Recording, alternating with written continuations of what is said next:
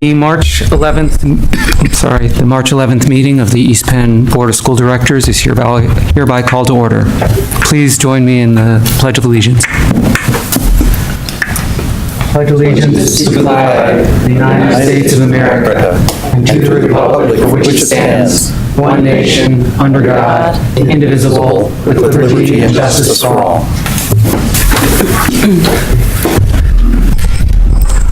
Before we start, I'd like to make two quick announcements. One is the board is trying out our board docs, which we approved last year, and so we're running a hybrid electronic paper meeting, so bear with us if there are some hiccups along the process.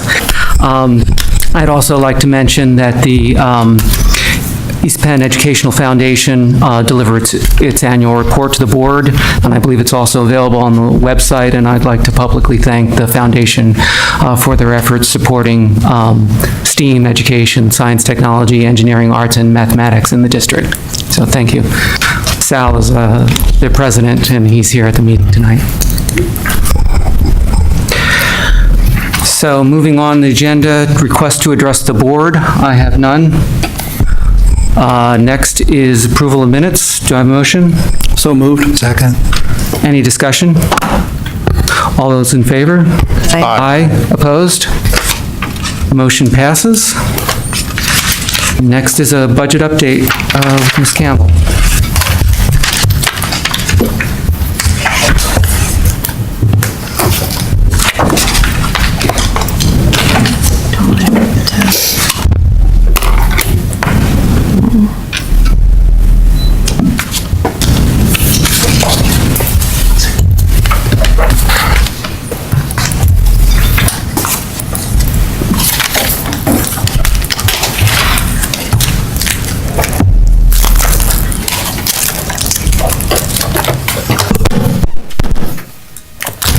Good evening. This is the final of our district priority updates on the budget. And so joining me this evening, we do have Stephen Ushko as well as Bob Saul, who will go over some aspects of those budget priorities that we're going to be discussing tonight. Just a reminder of the guiding principles that have really been governing our decision-making with regard to the budget in terms of a focus on student wellness, both physical as well as mental, implementation of our one-to-one learning environment, enhancing curriculum resources. We will be talking tonight about one-time operational expenses as well as our capital reserves. And then again, finally maintaining that balance between the appropriate levels of fund balance and our budgetary reserve. As we think about where we've been and where we're going, the presentation tonight, again, is going to focus on those priorities, and then where we go from here is the board, again, will begin to vote on the final budget. The priorities, many of these we've reviewed in our previous meetings, and you'll see there that the one change that we're going to talk about tonight is we will go over some security upgrades that are being recommended for the 2019-20 school year. And in the past, those were included as part of these district priorities, and again, they still are priorities, but you'll notice tonight we're going to share how they've now been included as part of the capital reserve budget. So that takes our total district priorities to $1,510,000. Again, our budget timeline, just to see where we've been and where we're going from here. And at this point, I invite Mr. Anushko, who's going to give us an overview of the one-time operational expenses for 2019-20, and then he's also going to take us through some of the capital projects that are being proposed for 2019-20 as well. I'm not getting any yet. The attachment. Yeah, as far as I know I am. Good evening. The operational expenses on the screen are categorized to provide a high-level overview of what to be addressed with the requested funding. These categories all contribute to providing a safe, functional, and/or aesthetically pleasing learning environment for our students, staff, and community members. At this time, I would like to further provide detail and a clear understanding of what types of expenses are associated within these line items. The items and costs that I mentioned may not be the only items under a specific category, but are indicative as to what other repairs exist and need to be corrected. So under the risk mitigation and code compliance, there are items such as all auditorium curtains need to be NFPA tested and cleaned or fire retardant installed on them every so many years. It's every 5 years, as a matter of fact. In the past, we have been able to take a little swath of the curtain, send it to a place, and they would test the flammability rating on that. That company is no longer in business, so we needed to find another avenue for how to accomplish that. So that cost for district-wide for all the curtains is $55,000. I have it on here. And it was funny because I'm sorry, did you say 5,000? $55,000. it was there. The playground mulch, under the same category, playground mulch at McCungy Elementary School has not been replaced in 20-some years. Doesn't seem to be there. As you may recall, in the past 2 years, we have replaced the mulch at Willow Lane, Albertus, and we are continuing to move forward to get to the next schools. So we're looking at McCungy and possibly Shoemaker to actually remove all the mulch and install new mulch. That has a cost associated of about $40,000. Also under risk mitigation and code compliance are items such as sidewalk repair along Harrison Street in front of Lincoln Elementary. The steps on the back of Jefferson have lost their safety tread. Those need to be replaced. And at some of the other schools, there's some minor concrete work for safety reasons over at Shoemaker. Those costs coming to about $41,000. When you look at the facility envelopes, these include caulking at high school, Willow Lane, Lower McCungy Middle School, and exterior door replacements at Albertus. The exterior doors by the gym, due to salt and the environment, are rusting, and the door jambs themselves are also rusting away, so they need to be replaced. We are looking to replace them with a fiberglass reinforced door so we will not have that issue moving forward. And then those items account for everything underneath that facilities envelope, so $35,250. That's why. The facilities function infrastructure includes cooling tower media at the high school for $27,000, a water heater replacement at the high school for $25,000, HVAC items at Lower McCungy Middle School, Albertus, and then the high school. Some of those HVAC items include Albertus. The air pressurization of that school needed to be modified over the course of last summer. The building was so negative that we were bringing in too much outside humid air, and we had to worry about any type of bacterial growth. So we made some compensations to the air handlers, but we need to have an engineer come on board and recertify the system and test it to make sure it's working properly. Those HVAC items come to $34,000. Lighting upgrades in various schools come to another $27,000. Facility functionality. When you look at the functionality, one of the largest ticket items that are underneath that are the replacement of the driver simulations here at the high school. They are ancient, to say the least. There's one company that works on them, and with the occurrence that we had in early November, some of those machines got slightly wet. They are currently functional, but they are not functional to the degree in which they should be. But it is not a result of the water damage, it is just a result of age. To replace those, it is $90,000. At Lower McCungy Middle School and at Ayer, the soundboards and light boards in the auditorium are past their 20 years and are starting to fail. The dollar associated with replacing those, $38,000. Set the password.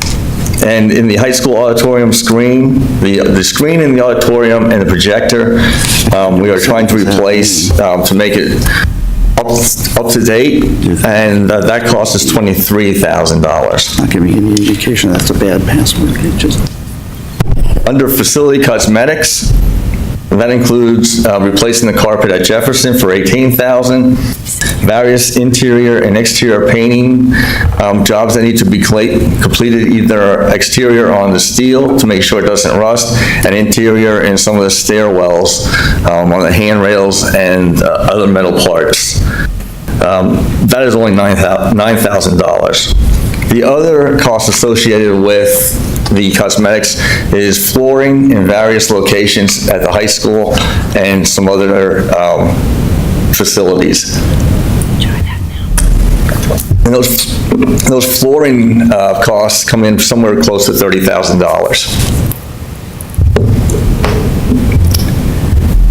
Are there any questions regarding those four categories?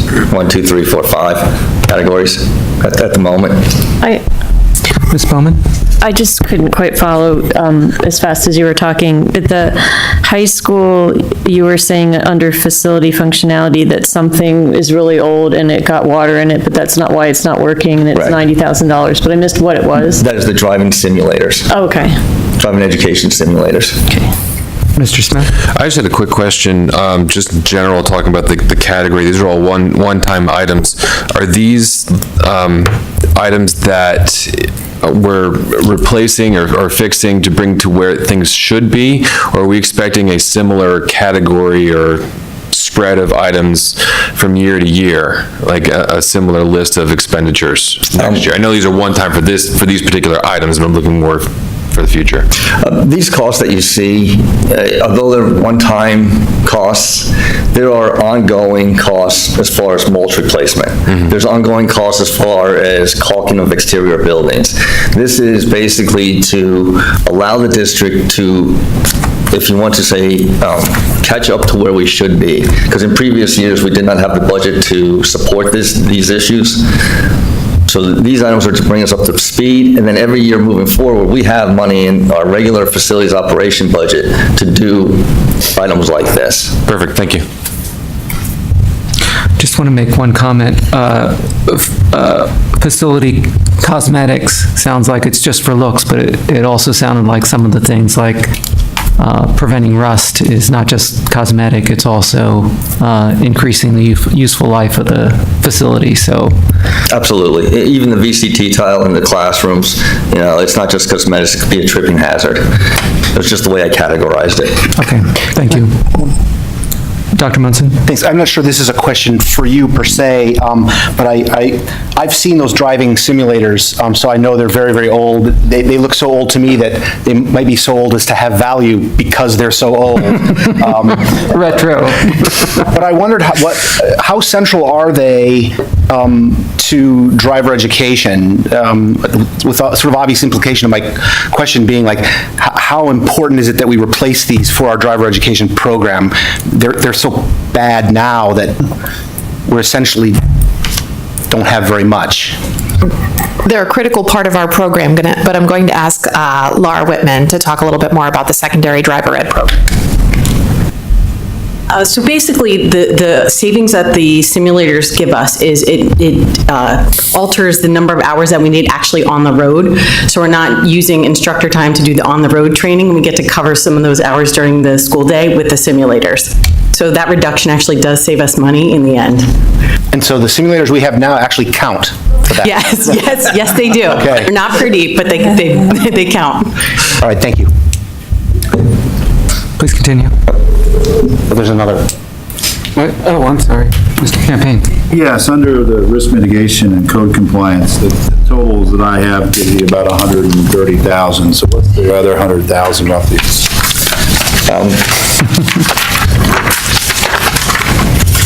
Is there any one big line item or just? No, it's not. It's several smaller items. I can go down. I didn't know if there was another big ticket item or if there's just other. You can give me a few. If you don't. Sure, I can give you as many as I have here. One of them is gym mats on the walls at Ayer. On one wall, They don't have any gym mats, which is a safety hazard for kids running into them. And also at Wescosville to replace some of the worn gym mats that are on the wall. That total comes to roughly $18,000 for the wall matting. There's minor things such as the 6x6 playground borders at Wescosville, which are basically just timbers or railroad ties that are there.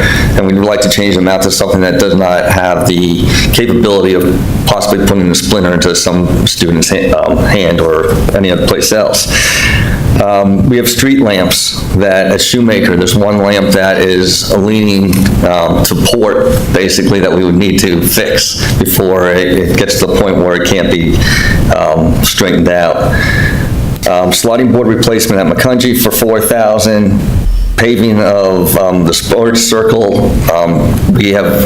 This year, we started to implement student pickup for athletes in the sports circle again, and we'd like to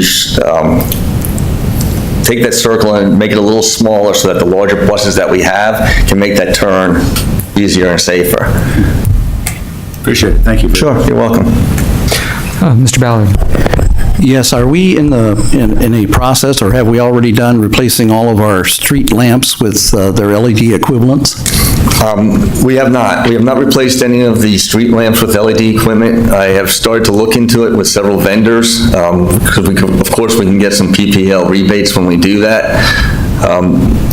I felt that the classroom lighting and the interior lighting provided a much better payback because our street lights are not on as often for as many hours as our interior lighting is. Some of the interior lighting in the auditoriums are high intensity, 500 watt, 750 watt, 120 watt, regular incandescent lamps yet, and I'd like to reduce those costs first. Yeah, but some of our street lamps are also HID mercury Yes, they are. lamps, and those are very power consumption wise areas to look at. Yes, absolutely. We are investigating that. No more questions, please continue. With the next two items, I'm going to ask some of my colleagues for some assistance if you have questions, because they are not my forte.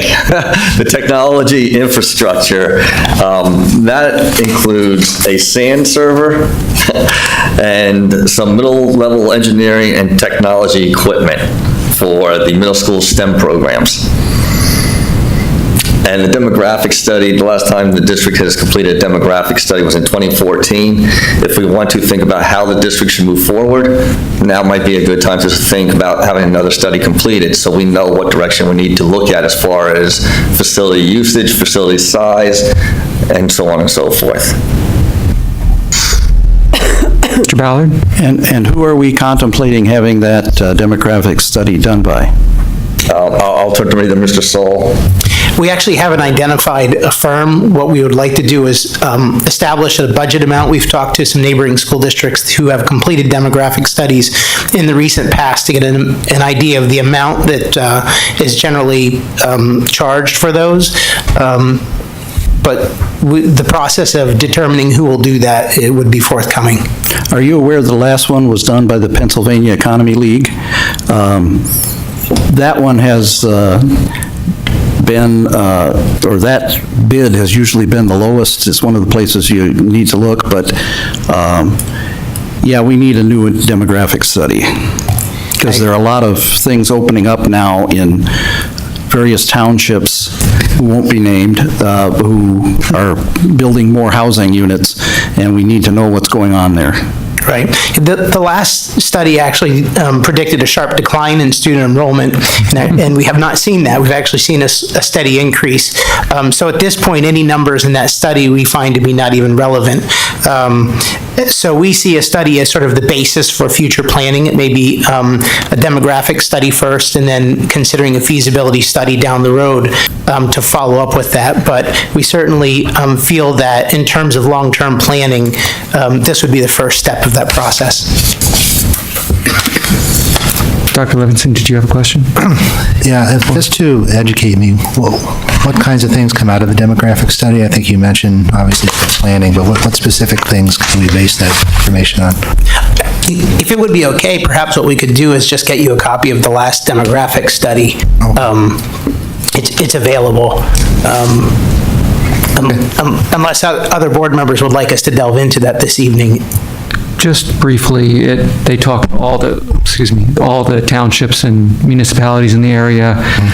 They try to get a picture of what's open for development, what the plans are for development. They look at land use, and they try to come up with the population. They look at where population is at the various ages of the schools, and they try to come up with a plan of what we might expect, but it seems like they always underestimate.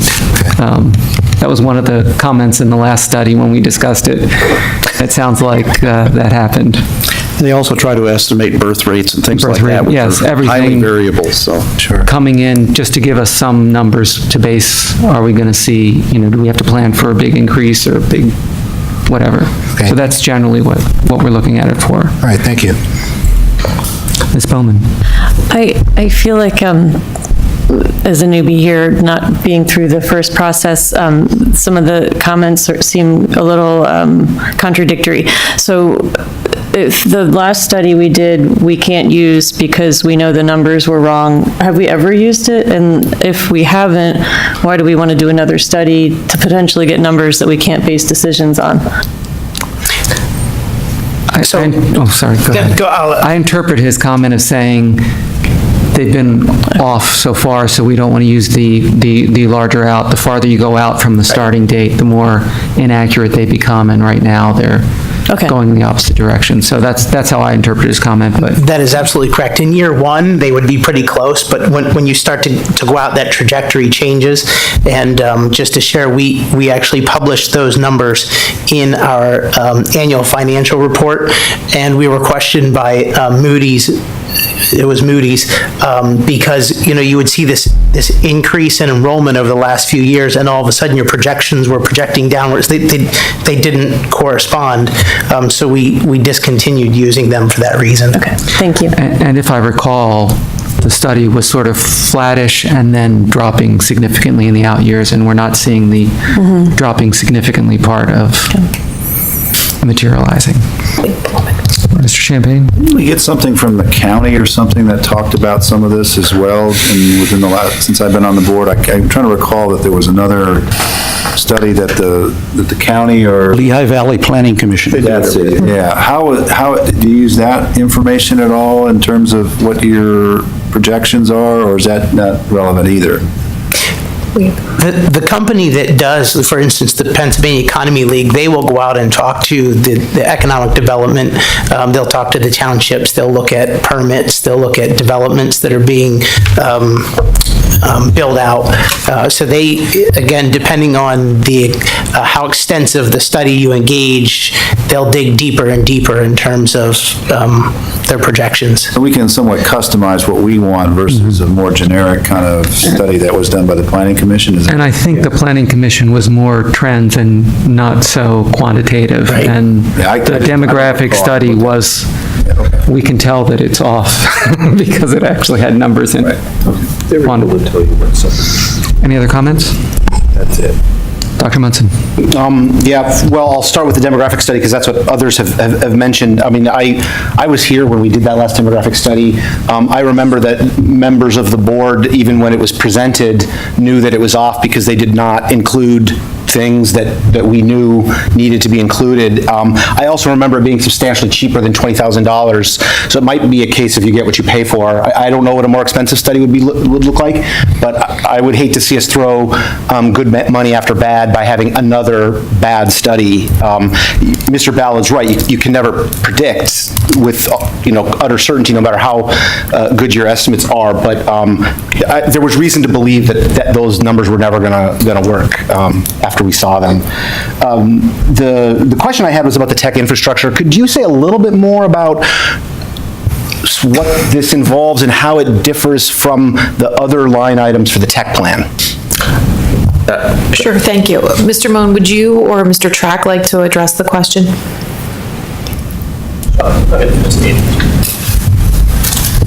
Sure. So The infrastructure is the SAN, or storage area network. It is the heart and soul of the data center. It's the hard drives, controllers, equipment, the computing power that houses and stores all the district data.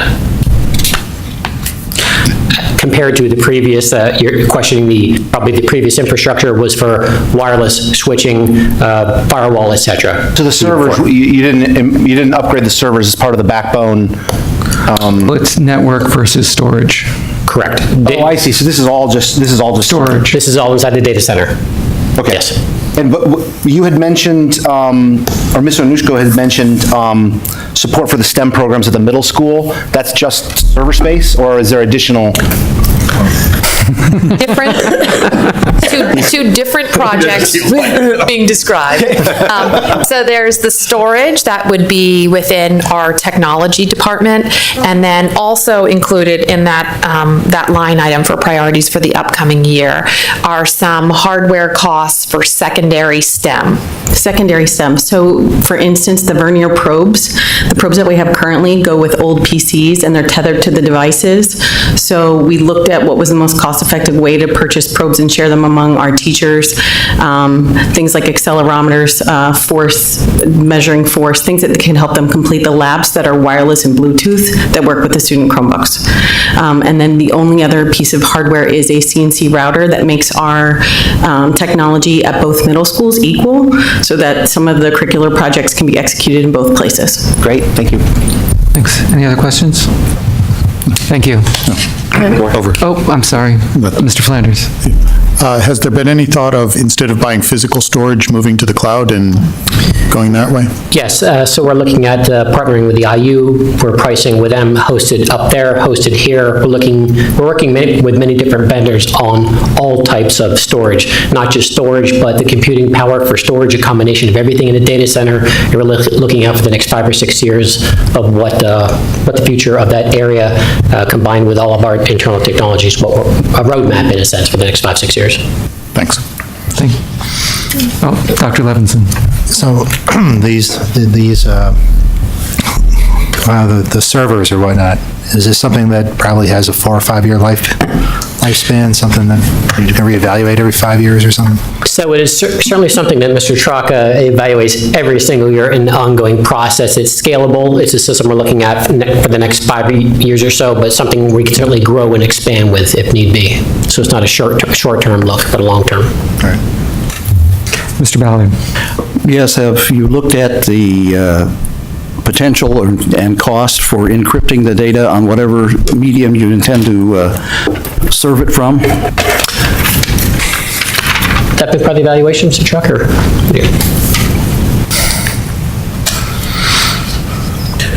Congratulations, Mr. Ballard, you got someone else to come to the podium. We're going to have everyone in the audience. Dave Track is our network manager. I'm so welcome. evening. Thank you for joining us. Data encryption on the storage network happens within the device's access controls. The storage network is isolated from everything that isn't a server sitting in the data center. So at a routing layer, nothing else can access the device. Well, that's the security of the access to the device through normal channels. Hacking incidents that have occurred have been occurring from hacking the servers themselves and then making access to the data and finding the data unencrypted. So I'm, PKI, infrastructure for credit cards and things like that require that the data, when not in movement at least, be encrypted on the server, so if somebody, or storage units, so that if somebody gets access to them, you don't store the encryption keys on the same servers so that they can't get to the data and make any sense of it because it's encrypted. So I'm asking what kind of protection we're doing on that end. Saying that we have the data channel locked down is not quite enough in most cases.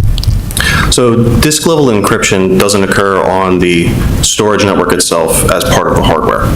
Encryption of the data, as you mentioned during transmission, always happens based on the protocol that's being used to transfer the data in the first place. When the data is at rest in the first place, the data resting on the storage network, since it's only accessible by the servers themselves in the first place, would require a server level compromise to ever access the data while it sits at rest. So all the access measures that are in place to protect the server, whether it's authentication validation or anything within the service that the server runs in the first place, is basically a barrier that presents disk-level access. What you're referring to in regards to disk-level encryption is a severe concern when the disks are out of our data center, like a laptop that's taken off-site, something like that. Or in the cloud. Or in the cloud. We no longer have physical controls over where that data rests, and that changes. Yes, I understand that, but if, I'm going to be willing to bet that we've never had a red team in here to inspect and try to penetrate our networks. Am I correct? And like an ethical compromise? Well, ethical hackers, you want to call them all, any kind of thing.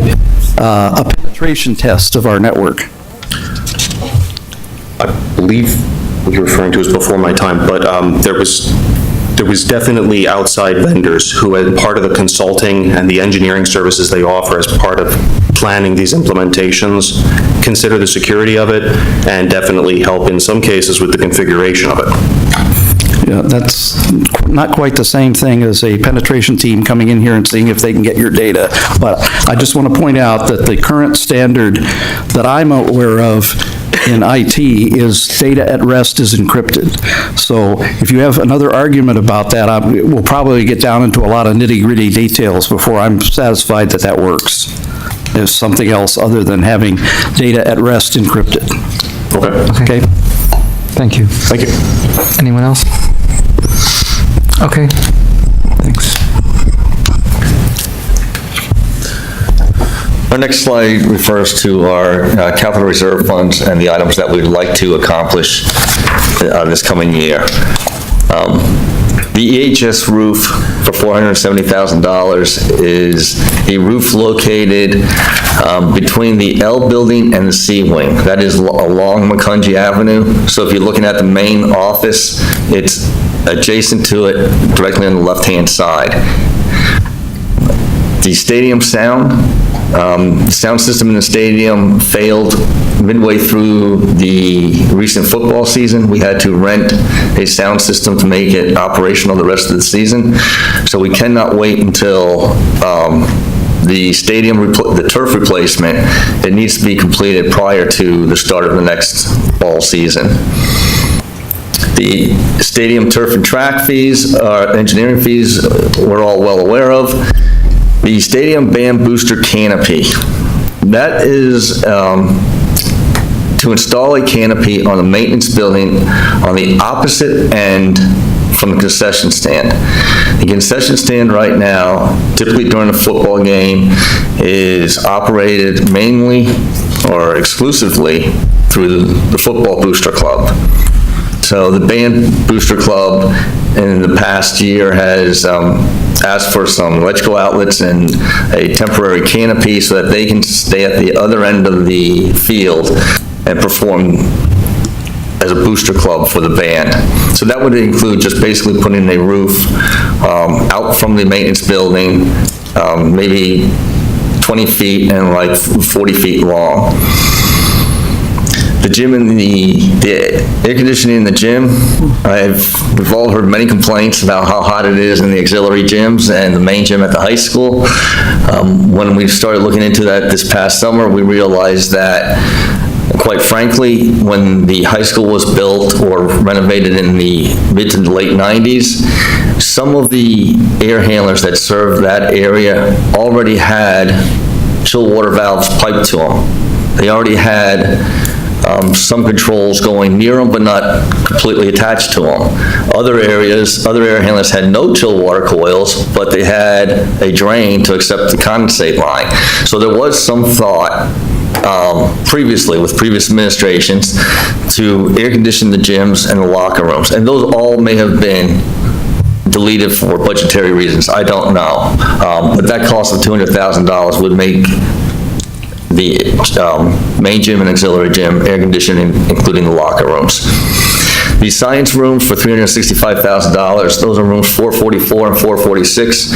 As you may recall, last year we did rooms 317 and 319, and as an alternative, we had 444 and 446 included, but our budget would not handle those two rooms, so we wanted to make sure we did not stop with renovating the science rooms and making them usable with full functioning sinks and cabinets and furniture that you can push around the room and collaborate with each other, or take them up to the sink and actually do an experiment the right way. McCungy paving, the paving between Shoemaker and McCungy, that paving just needs to be replaced due to age. Mortar repairs throughout the district. Some of those repairs are building related. Some of them are related, such as the columns along the student parking lot. I don't know if anybody has looked recently, but those columns are slowly deteriorating.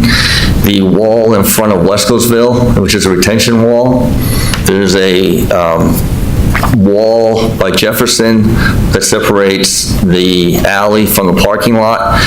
Those walls have failed.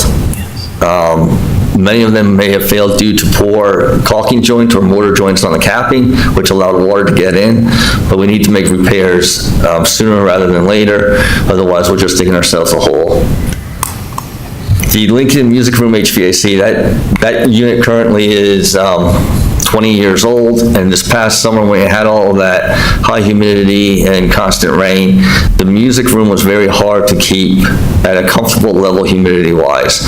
We did not have any bacterial growth, but it is time to replace that unit to make sure that we don't have bacterial growth moving forward. And then the vestibule lockdowns we discussed previously, and that is to make the vestibules in all schools similar to each other so that there is a lockdown between the entrance and before you enter into the main building. Do you have any questions regarding those items? Dr. Levinson? The section of roof on the high school that's being replaced, is that different than what we just approved? No, that is that roof. That is that roof, okay. Are there other areas of the high school roof that are coming down the pike anytime soon? I'm sorry, roof-related? Yeah, roof-related repair. Oh, absolutely. There are roof-related issues, not just at the high school, but all campuses that we will need to look at. I think one thing we need to look at when we're looking at our operating budget and our capital reserves, all the renovations took place late 90s, 2000s, 2010. Just like your home, after 30, 20 years, everything starts to fail, and you need to start looking at replacing those items before they do. Dr. Munson? Yeah, I don't have a question about the particular line items here, but is there a logic to back up? You know, we just went through a bunch of sort of infrastructure costs that are in the regular operating budget as one-time costs. And then here we have some other projects that are under under the capital reserve. Is there a logic to which items appear on which list, or is it just an ad hoc decision based on, putting the jigsaw puzzle of the budget together? It's a little bit of both. Many of the items that were on the previous list wouldn't qualify as capital expenditures. For instance, reconditioning the curtains does not qualify as a capital expenditure. That would be considered an ongoing expense. So part of the answer is that some of those just don't qualify to go in that capital reserve, be paid for from the capital reserve fund. The other piece is actually has to do with priority. These items on the capital reserve fund list would be the highest priority. These are items that we don't want to defer. These really need to be done. The items on the list that we looked at previously, while we're recommending that they should be done, and by not doing those, it could cause other issues down the road. If the board said, well, look, we just can't do those this year, we don't want to spend down fund balance as presented, we would find other ways to deal with those as time went by, and we would chip away with them a little bit at a time. So in terms of why one is on one list and one is on the other, that's why.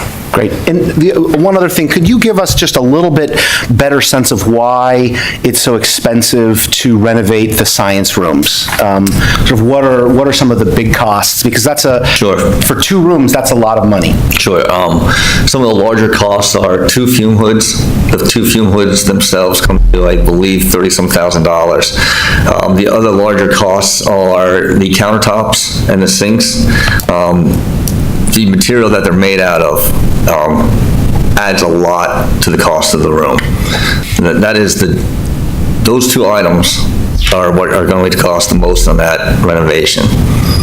And are the hoods rated, I mean, do they have to have separate air handling for them, or do they just go out without any additional filtration or anything? There is no air handler. They are exhaust hoods, so they will exhaust to the outside of the building with filtration on if they need to eliminate any type of odor or chemical that may go into the air. Thank you. Mr. Ballard? Yeah, I have some confusion when you label something mortar repairs, and I think of tuck pointing, things like that.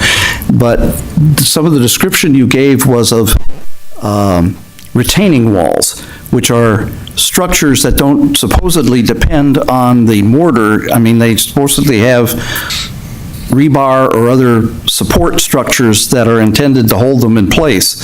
So I'm trying to understand, when you label it mortar repairs, why would we think that if the wall is failing, it's only putting some extra mortar in the grooves? Some of the walls that we're talking about are not poured concrete. They are just block or brick. At Wescoville Elementary School, in front of the new section, it's a small retaining wall, maybe 3.5, 4 feet high. It has precast caps on it, and it's just brick on both sides, maybe 2 or 3 layers deep. And once that water got in through the cap, it got into the brick and it started to deteriorate the mortar. So our plan would be to take the caps off, remortar the joints, put it on aluminum or galvanized sheet over the top of the bricks, and then put the caps back on. That's the correct way of doing it. That way, if water does get into the caulk joint, it will get on the cap and run off and not into the brick or block. Okay, but they're not structural retaining walls. No, the ones that we're looking at are not structural retaining walls. Okay, thank you. Dr. Levinson? The deal that we have with Lehigh Valley Health Network for the stadium items, are any of those funds going to help us recapture any of the costs that are up here? I'm thinking of the sound system or the engineering fees that go with it, or those things that we're responsible for? The contract with LVHN is really regarding the stadium turf replacement and the track replacement. Okay.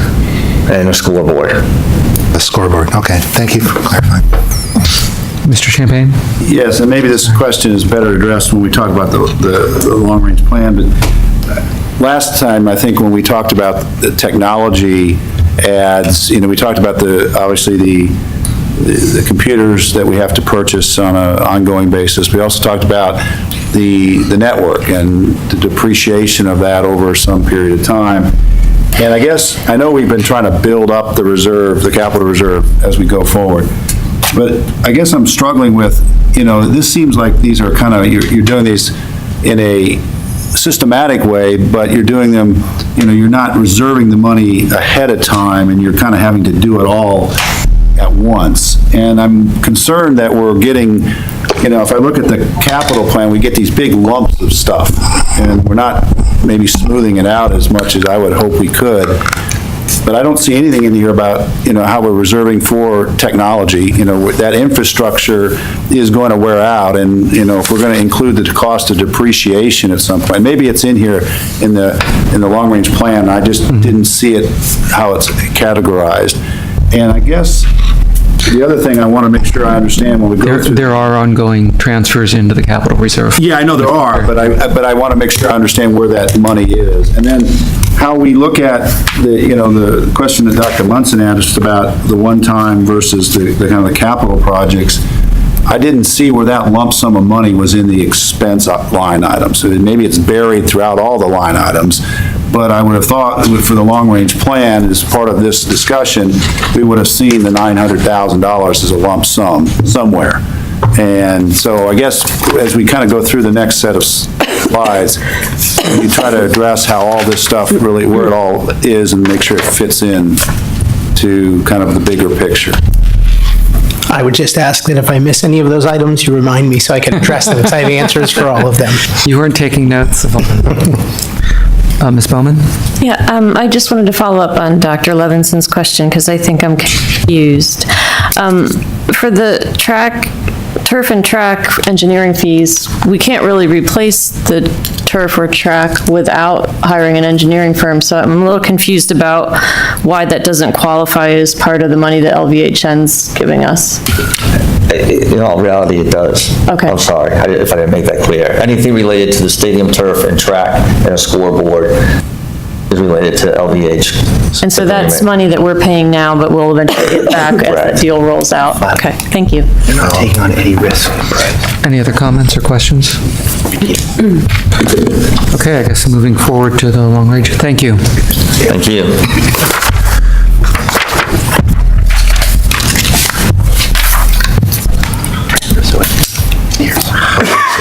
I'm going to pull up on the screen, and I gave each board member a listing. Before we get to the long-range plan, I provided each board member a listing of revisions that occurred from the preliminary budget through this document. So let me just pull this up if I can. So that you have an understanding. I always like to provide the link from one document to the next. So you would be able to take the proposed preliminary budget that we looked at in January. You could use this as the bridge, and that would bring you to the long-range plan. So real quickly, in terms of the, I think I broke it. I'm not sure if I broke the microphone or not. If you look at the current year, 2018-19, in terms of estimating where we're going to end the year, you can see under the beginning fund budget, the revisions. So in terms of local, state, and other revenues, you can see there's an increase of roughly 3.7 million. The other revenues primarily represent the increased revenue from the flood. So we certainly will recognize the revenue expense related to the flood that occurred in November. On the expenditure side, you can see a reduction in expenditure for salaries and benefits, but an increase in expenditures for the district-wide instruction and district-wide non-instruction, again related to the flood. And then we did not have it budgeted, but we certainly intended to do this. That is the $40,000 that was previously allocated for the trainer, which will now be redirected into the capital reserve fund to help pay for the LVHN, the turf field. So the number that's there now, the 17 million, would be the number that's reflected as the new beginning fund balance. And then real briefly, on the revenues, you can see the primary increase here is an increase in recognizing interest earnings of $250,000, and then a decrease in pupil transportation reimbursement. We received our preliminary reconciliation for the current year for pupil transportation, and so we were able to get that number a little closer. With regard to expenditures, you can see there are some salary and benefit increases, as well as pupil transportation. Again, just as a reminder, when we approved the RFP for the next 5 years, it had a 20% increase for next year. I would just remind you, as we look, that 20% will be based on the current year expenditure, so you have to be careful looking budget to budget, because you're not going to see a full 20%. You have to look at, excuse me, the current year estimate to next year's budget. And then you see a few reductions there, L-Tri-C tuition, LCTI tuition, charter school tuition, the priority items, as we've talked about over the last several weeks, there's been a few decreases. And then the one-time operational expenses, you'll recall that in January when we talked about it, we had denoted a $2 million line item, and now we're down to under $1 million. So that was a reduction in that total item. So overall, this is, again, the bridge that gets us from January to the long-range plan that we'll look at now.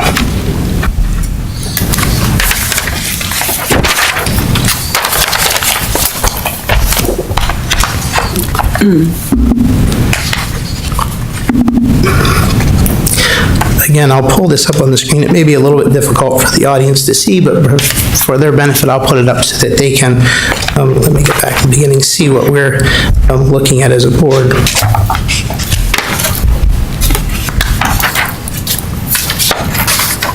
Sorry about that. This should have been at the beginning. Okay. For board members who may be newer, this is the long-range fiscal and capital plan. We started to put this together, I think, 3 years ago. And the purpose of this is to see the long-term effect or the long-term projections of the decisions that we make today in terms of expenditures, in terms of tax increases, et cetera. This should be viewed as a dynamic plan.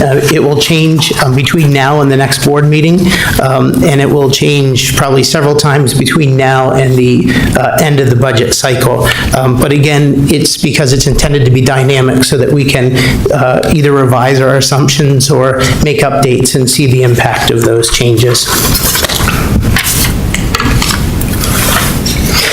I'll give a high-level overview, and then I'll be happy to take any questions, specific questions, and I'll try to point out various things that may stand out to you as you look at this. So I'm going to start on page 4, which to me is the very high-level summary. This brings it all together. If you look, I'll give you a quick orientation because a lot of the slides are similar to this. So if you look on the left column, you can see we have revenues and then the total revenues, then the expenditures listed, broken out by salaries and benefits in various categories, and you come up with the total expenditures. Then we back out budgetary reserve, and as a reminder, budgetary reserve is an expenditure line item that we set aside for unanticipated changes in the cost of goods and services that could occur during the year that would be vaguely familiar to us at this point, as well as anything else that may be unpredictable. So it's a line item of funds that you set aside in case of some unknown occurrence. However, our hope is that at the end of the year, we've not spent that money. So then we back that out to come up with what we'll call anticipated expenditures, those expenditures that we can anticipate.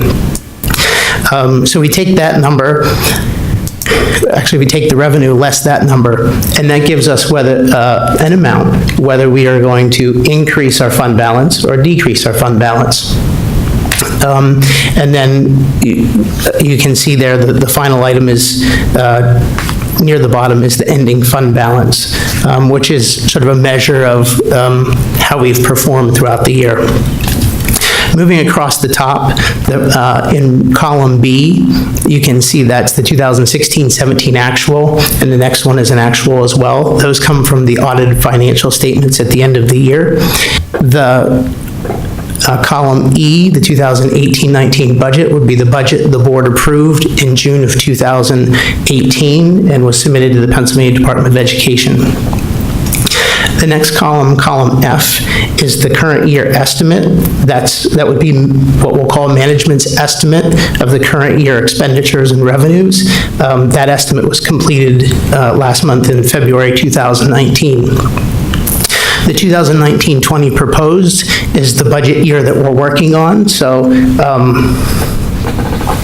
That's primarily where we want to focus our attention as we look at this.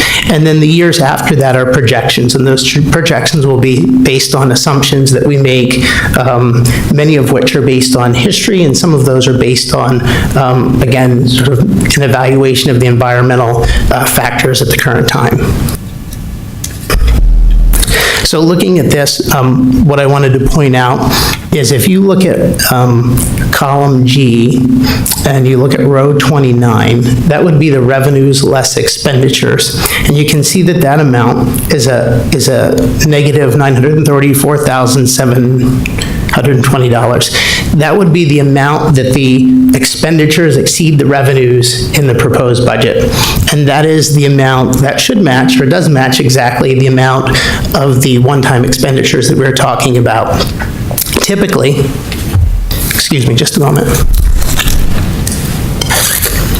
Typically, it's not a good idea to have your expenditures exceed your revenues.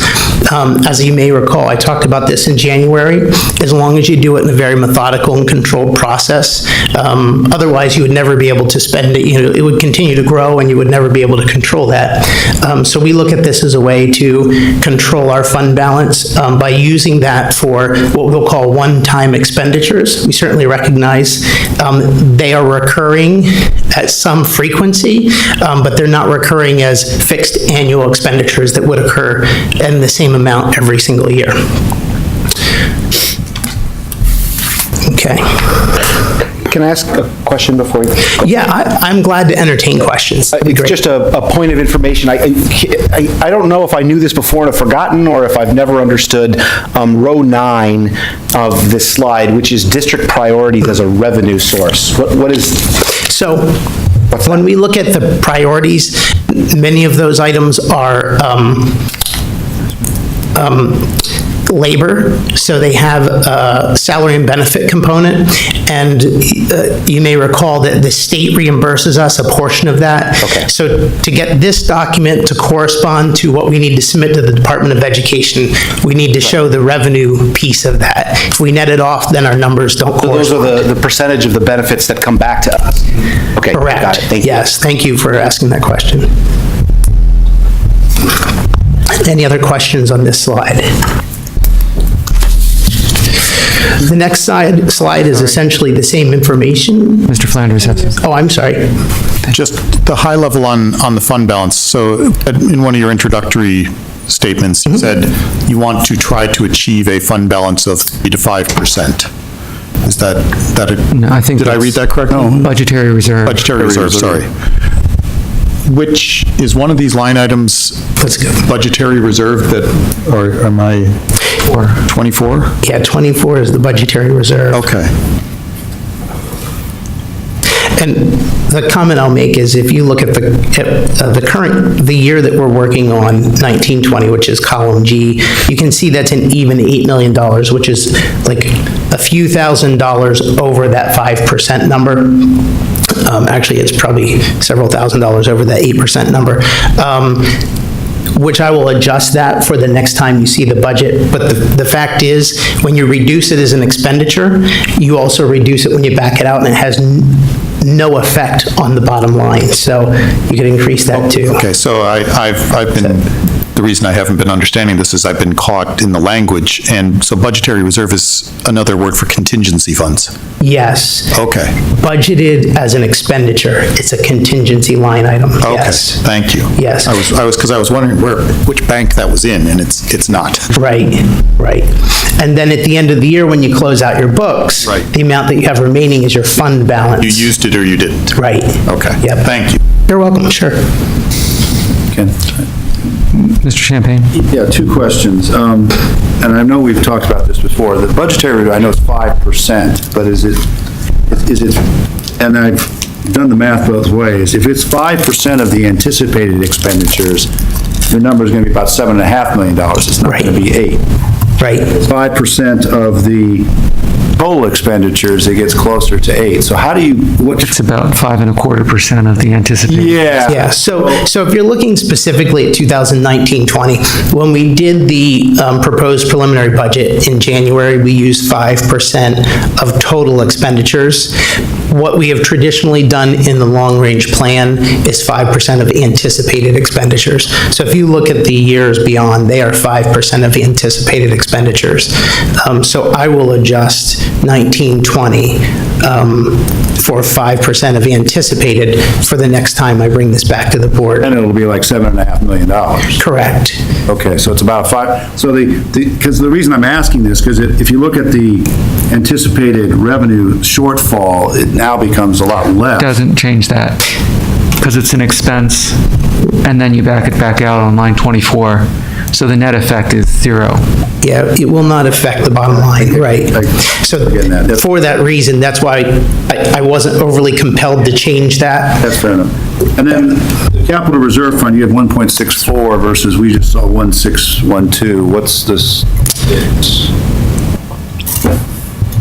Yes, so the number that you're looking at is the general fund expenditure or the contribution to capital reserve fund. All right, so you're gonna. The number that you were looking at on the screen was the actual expenditure from the capital reserve fund. And we'll look at that in, a few slides. We'll look at the interplay between those two funds.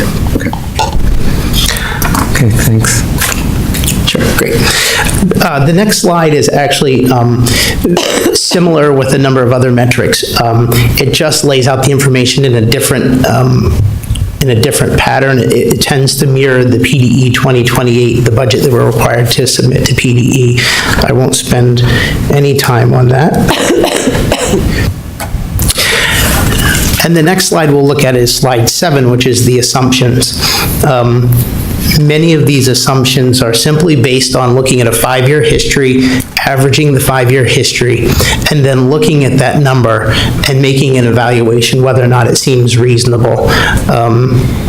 If it seems reasonable, then we certainly use that number. If it seems unreasonable, and I can give you a good example, real estate transfer tax, you can see is at 0%. When I look at the pattern of real estate transfer tax, it is a positive 30%, a negative 1%, a negative 8%, and a positive 45%.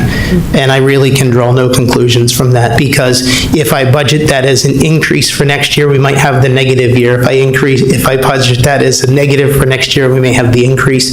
And not saying next year, because we can sort of target next year, but for the out years, if you will. So that's why some of these, we take the information, but if it doesn't seem reasonable or logical, then we will make some adjustment for that. So I'll go through a couple of these real quick. In terms of assessment growth, we know we've had significant build out over the past several years. In the past few years, we've had a number of warehouses that have gone up and created sort of instant additional revenue. We continue to have build out. I know of 3 housing subdivisions that are underway and or will be underway soon. So certainly we believe we'll continue to see growth. At what rate that growth is, we don't know. So the conservative approach, I believe, is ratcheting that down just a little bit in terms of percentage each year. So that's why you see that decline. The other one I wanted to point out on this slide is transportation subsidy, which the first year is 10%. And since the following years are 1%, it certainly seems like it could be a typographical error. In fact, it's not. So in 2019-20, we will have the 20% increase on the transportation costs. So our costs will go up 20%. There's a 1-year lag on the reimbursement from the Commonwealth for transportation reimbursement. So that's the year that the reimbursement will hit for the increase in transportation costs. And when I figured it out in terms of percentage, if you put in 10%, it tends to work out. And then if you look at the following years, they tend to follow the trend in terms of growth in the transportation reimbursement. All of the other years, as I'm looking over those, look pretty straightforward.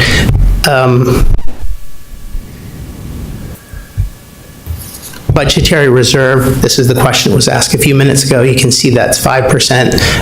I believe that there's a typo there. Yes, that should say 5% of anticipated expenditures. Again, I will correct that for the next time you see this. I caught that today when I was reviewing the document. So any questions on the growth assumptions that we've used? Mr. Smith? Just a quick question. I'm looking at the expense growth assumptions, just charter school costs, for example, 8% for the next 4 years. Is that the percent of the expenditures growing, increasing each year, like 8%, 16%, and continuing? Or is that just saying you're expecting that to be like 8% of the expenditures in that given year? It's compounded growth. So it will grow 8% in 2020-21, and the following year, it will now compound an additional 8%, yeah. When I look at historically over the last 5 years, the growth rate has been 7.97%. Now, we've seen some slowing of that in terms of the number of pupils, but there's two components. There's a number of students that could increase, but since the charter tuition rate is based on our actual budgeted expenditures, as our budget grows, the amount per pupil grows. So you'll continue to have that growth. So there are two components. Again, we've seen a slowing of growth in the past, like, year and a half, 2 years. Will that continue to be a trend? The conservative approach at this point is put in 8%, for that long-range forecast. I will admit that charter school tuition is a place that I want to focus on that again as we get closer to the end of the year, because at this point in the year, we have invoices from the charter schools and enrollment numbers through essentially January. So it's half a year. We can continue to have movement in and out. So it's an area that I will continue to focus on through the end of the year. Okay, thank you. Mr. Flanders? Building on that a little bit, could you just mention what is the base that we're operating on for the charter school costs in the district-wide instruction? Because those are the very highest growth rates. How much are we spending on charter schools per year right now, approximately? Charter school costs in 2017-18 were $4.8 million. Okay, so and then that would then go up 8% to 4. Whatever the number would be, 4.32, right, and another 8% on top of that each year. Okay, so, thank you. Sure, you're welcome. Is that all the questions, I guess? Thank you. Okay, great, thank you.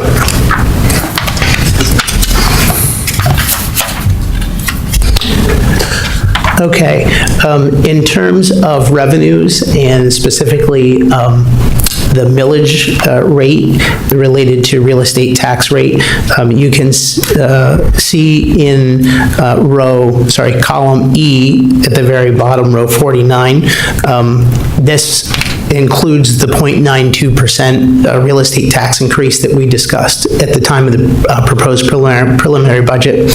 In the years following the year we're looking at, you can see it's 2.8%. If you take the East Penn School District adjusted Act 1 index for all years since inception and average that, it actually averages out to 2.8%. So that's what we've used. Certainly, it's a dynamic model. We could use other rates in there, and we actually run scenarios where you can see the effects of other rates in there, which I'll talk about in a few minutes. But overall, just so you're aware, this model includes the 0.92% in the year 1920, and then 2.8% in the years that follow. Any questions on the tax increase? Okay. I think we're good. In terms of the revenues, again, it's pretty straightforward. A couple things that I'll point out. In column G, which is the 2018-19, the current year estimate, row 41, you can see that large number of a little over $2 million. Again, that's related to the flood receipts that we've received. Actually, let me correct that. We've not received those year to date. What I did is I looked at the expenditures year to date, less the deductible that we know at this point of $25,000, and plugged in that difference as the revenue, because that's what we believe that we'll receive as reimbursement on the flood expenditures. In the following year, 2021, on row 26, transportation subsidy, again, just pointing out where you can see the actual numbers now of the phenomena that I pointed out earlier. So you can see in 1920 that it was a little over 2 million, then that goes up in 2021. Again, the delay of the reimbursement from the state on transportation subsidy.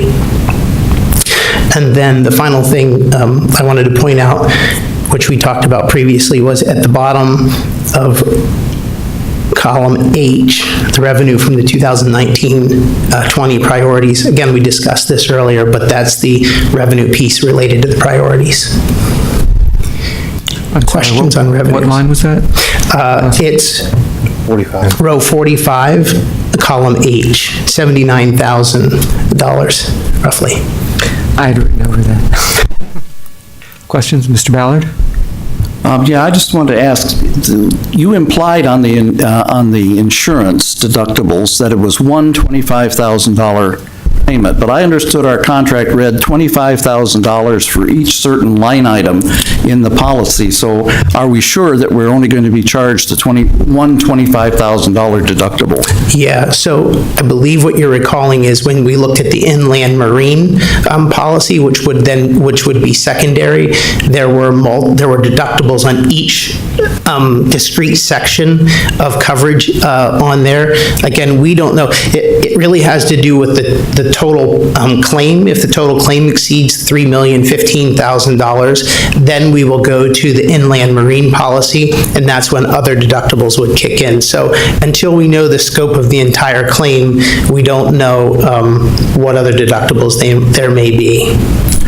Wouldn't it be more conservative to have at least one other deductible in case it does go over $3 million in our estimate, or are we that certain that it won't go over $3 million? I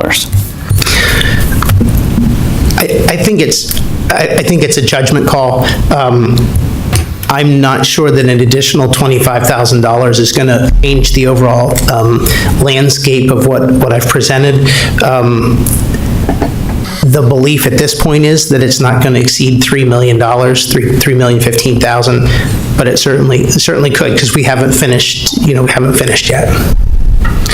Okay, then the keep a revenue- close eye on that, please. We will, yes. But then the revenue would also be higher than the $2 million you have in the budget. Correct, yeah. As we identify our expenditures increase, we'll certainly adjust the revenue.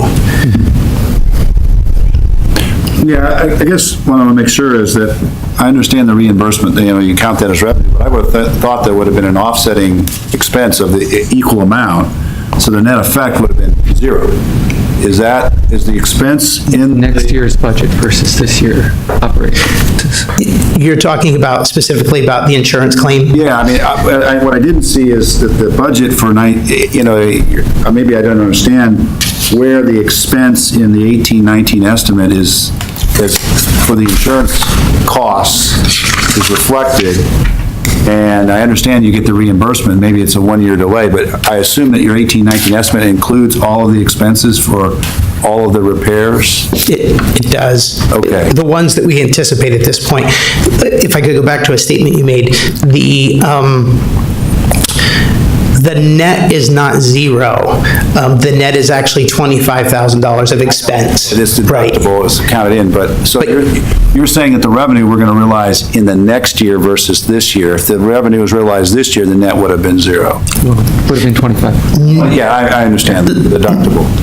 No, the revenue and expense are both in the current year, not recognizing any in the next year. We anticipate that we are pushing to have the claim closed out by the end of May, with June as sort of a buffer. Oh, I'm sorry, that's the estimated column. So that's why the income is up in the current year, column G. 18, 19. Sorry. I thought you said the next year. No, That's what it I was, confused me. No. Okay, so so it does net out except for the deductible? Correct. Okay, very good. Correct, yep. Yeah. That's what I want to make sure. Yep. Any other questions? Moving on. Okay. Okay, now we get into the expenditures. And on slide 13, we have salaries. Salaries are pretty straightforward. You can see we've broken it down into various categories, administration, instruction, custodial, et cetera. And then at the bottom, we have projections in terms of percentage increase in those labor costs. And we tie those as closely as we can to the collective bargaining agreement. We have 2 collective bargaining agreements that are now tied to Act 1 index. So again, what I've tried to do is use 2.8%, which we're using for the out years for the revenue side, as the same 2.8% that we're tying those contracts to. Otherwise, it's pretty straightforward. Are there any questions on the wages piece? I think we're good. Good. I'm always happy to go back if we get to the end and somebody has a question. On the next page, page 14, we have the benefits. Group insurances is primarily medical healthcare insurance. It does also include dental, life, and some others, but in terms of overall cost, it's primarily healthcare. It's interesting if you look at that, so row 7, which has code 1, you can see in 16-17, we're at $12.7 million. We had a district-wide insurance plan change with a higher deductible, so you can see the significant impact that had from year to year. And then you can see that, it's been modest increases since then. We participate with the School Healthcare Consortium here in Lehigh County, which has had very good experience. In fact, the increase for next year is 0%. The premiums remain exactly the same. Now you can see in the schedule at the bottom, it says 0.22.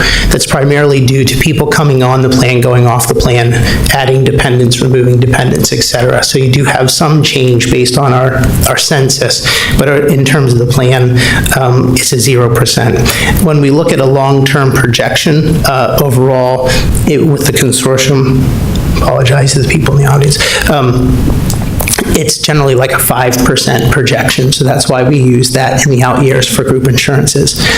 Social Security is straightforward. Retirement, we use the projections that are published by the Public School Employees Retirement System, and then the other ones are we saw an increase in tuition reimbursement this year that stood out. You can see that's 29%. And then the other benefits is unemployment insurance. And while that percentage is big, if you look at the number on an actual basis, it's about $20,000 reduction. And it was just looking at the past several years in terms of how much we were spending on unemployment. We weren't spending what we were budgeting, so it was an adjustment. So that's why you see that somewhat large number in terms of percentage, but overall, it wasn't a significant amount. Dr. Munson? Now, are the numbers on this page, page 14, I guess, are these the actual, essentially the gross numbers that are on the expenditure budget, or is this net of state reimbursement for some of these benefits? These are the gross numbers. Okay. Yeah. The only time we tend to net things together are if we are going to, doing a projection in terms of what's the additional cost for a new position. We'll net those off so that we know the true cost, and anytime we look at budget, we try to keep those separate.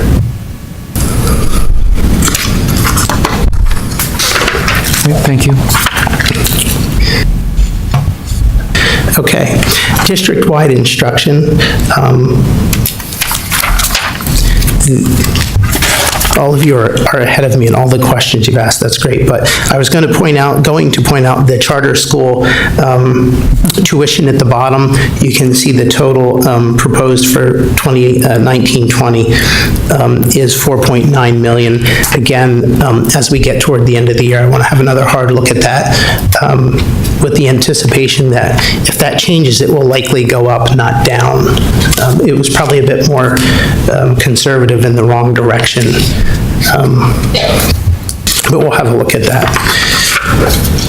On page 16, I'll just jump through a couple of these. Can I just ask a question about page? Sure. Could we also, in this page, break out the cyber charter school payments versus the brick and mortar charter school payments? Because that's a big legislative issue right now as to what might happen there. And so it would be good to know our cyber charter school versus brick and mortar charter school payments. I believe we could do that. I'll take a look at it. Let me just jot a note here.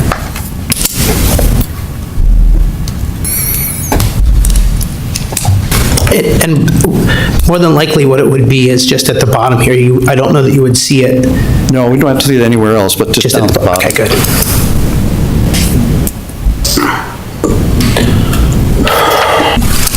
I know it's a legislative issue. It tends to be an ongoing legislative issue, so I can see the value of that information.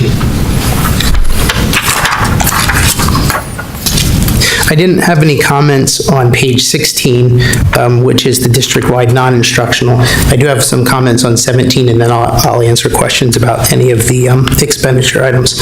On page 17, the district-wide non-instructional, if you look at rows 17 and 18, which is transportation, both district as well as non-public transportation. And you can see in 1718, the number was in total, let's call it 7.6 million. And then it decreased in 1819. Remember that when we went to full-day kindergarten, we eliminated a midday run, so we reduced our cost in 1718. In 1819.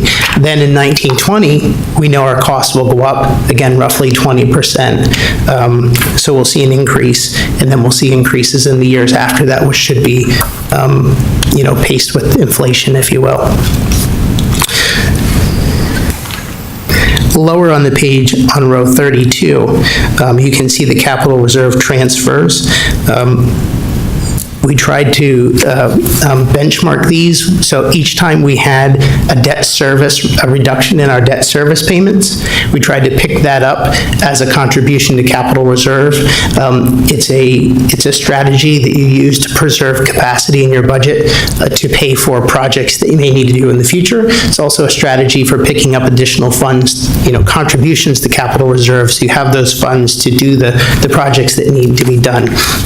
I would defer to the comment that Mr. Anushko made about, our buildings, our infrastructure is getting older, so certainly more funds will need to be available moving forward.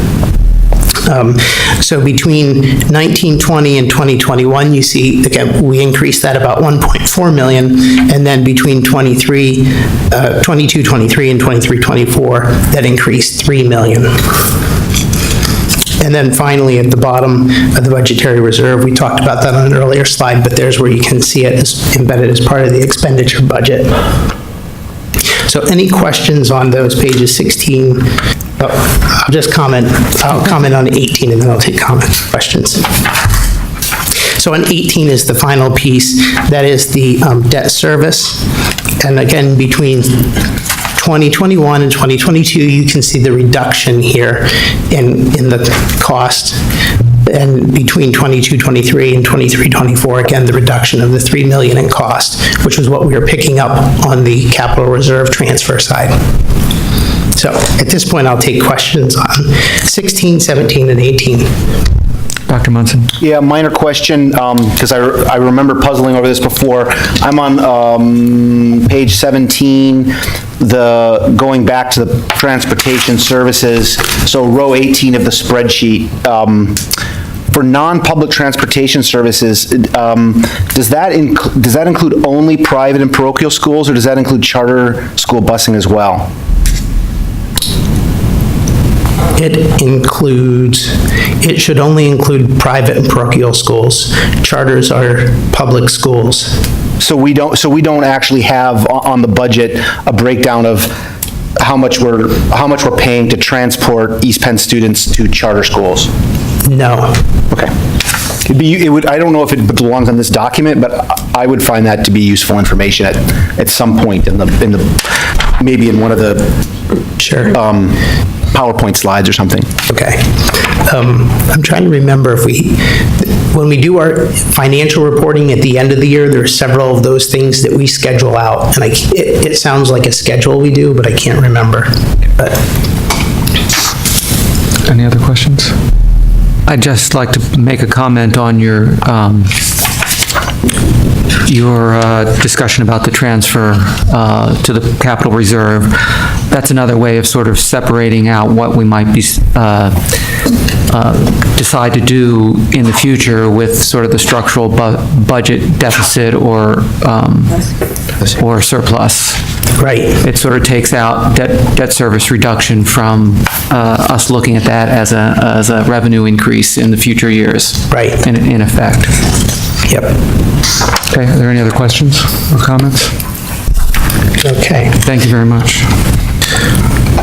So on the next page, we have the costing out of the district priorities. I'll start at the bottom. You can see the very discrete detail of each of the priority items broken out in terms of total amount, the revenue that it might generate if it's wages and benefits.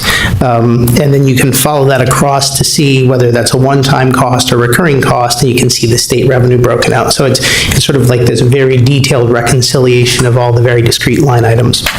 Those line items then feed up to the top part of the schedule where you can see the recurring costs scheduled out for future years, and you can see the one-time costs that are listed just in the whichever current year that would be.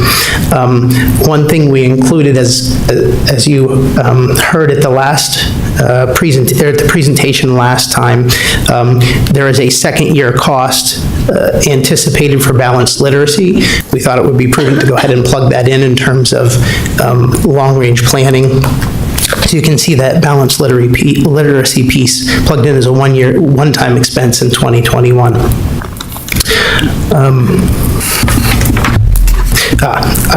The other thing I wanted to comment on is if you look at the technology plan phase 3, you may wonder why a portion of that is a one-time cost and another portion is a recurring cost. If you recall back to the presentation about the technology infrastructure, the total ongoing expense that we presented was $740,000. $220,000 of that is already built into the budget in the previous pages. That is the lease expense that's in there, which is recurring from year to year. So to make up for the difference between the 740 and the 220 already budgeted, that's 520. So that's why you see 520 as the recurring cost here. So we're capturing a full 740,000 as recurring cost moving into the future. Does that make sense? Mr. Champagne? So that recurring cost, that accounts for the replacement cycle of the equipment? Is that where you're capturing the fact that, we're going to be replacing these devices every number of years? Correct. 3 to 4 years. So going forward, you've got it all covered in the projections? Correct. Yep. That covers the annual cycle of student devices. Yep. And along those lines, we haven't included any kind of revenue we might get from selling back used, so anything we decide to do with that would be gravy, as they say. Yes.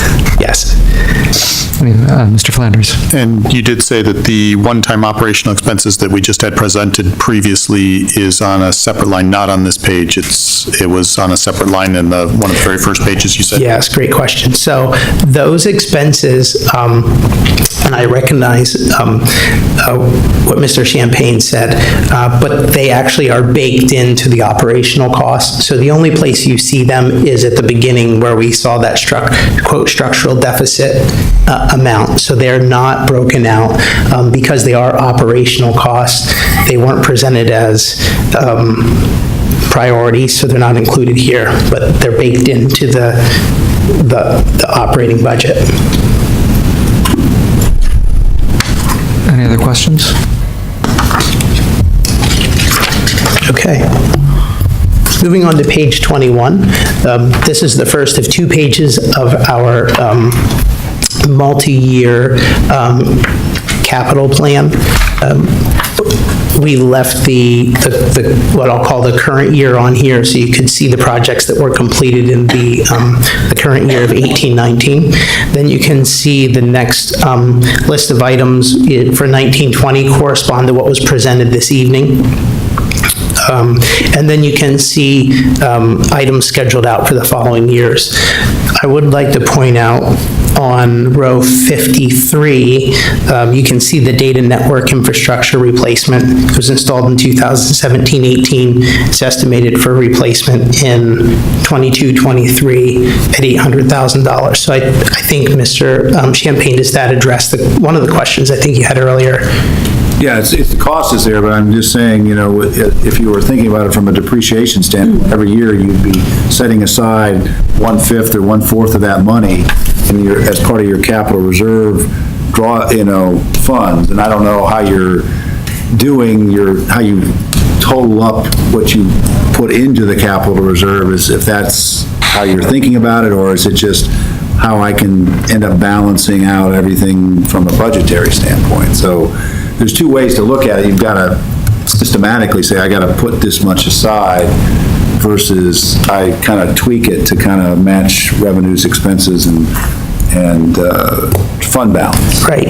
And very honestly, we use the second method that you described, because otherwise the question is, do we depreciate everything and contribute that amount, which would be a significant amount. That would take time to implement, transferring that amount of money, I think. So what we do is essentially, we build our plan, and then we need the money to fund the plan. And so far, we've been able to fund that. And we certainly hope we can continue to fund that moving into the future. That's why it's so important when we have those years where the debt service falls off, that the board recognizes the need to make that contribution to capital reserve, so that we are increasing that contribution here as years move forward. Dr. Munson? Just one follow-up question. Are all the things that are listed on the capital projects plan, are they eligible to be paid for from capital reserve? So, because I know there was some question about what technology we can and can't use capital reserve funds for. Right, yes, and technology gets, what's the word I'm gonna use? It's like splitting hairs sometimes. Capital reserve is for capital improvement. So if you're purchasing a laptop, that is probably not a capital improvement to your infrastructure. If you're putting in a new technology infrastructure, which is listed here, that is probably infrastructure. Okay. So all of the items that are included here, to answer your question, yes, we believe they fully meet the definition of capital reserve. Thank you. Thanks. Any other questions?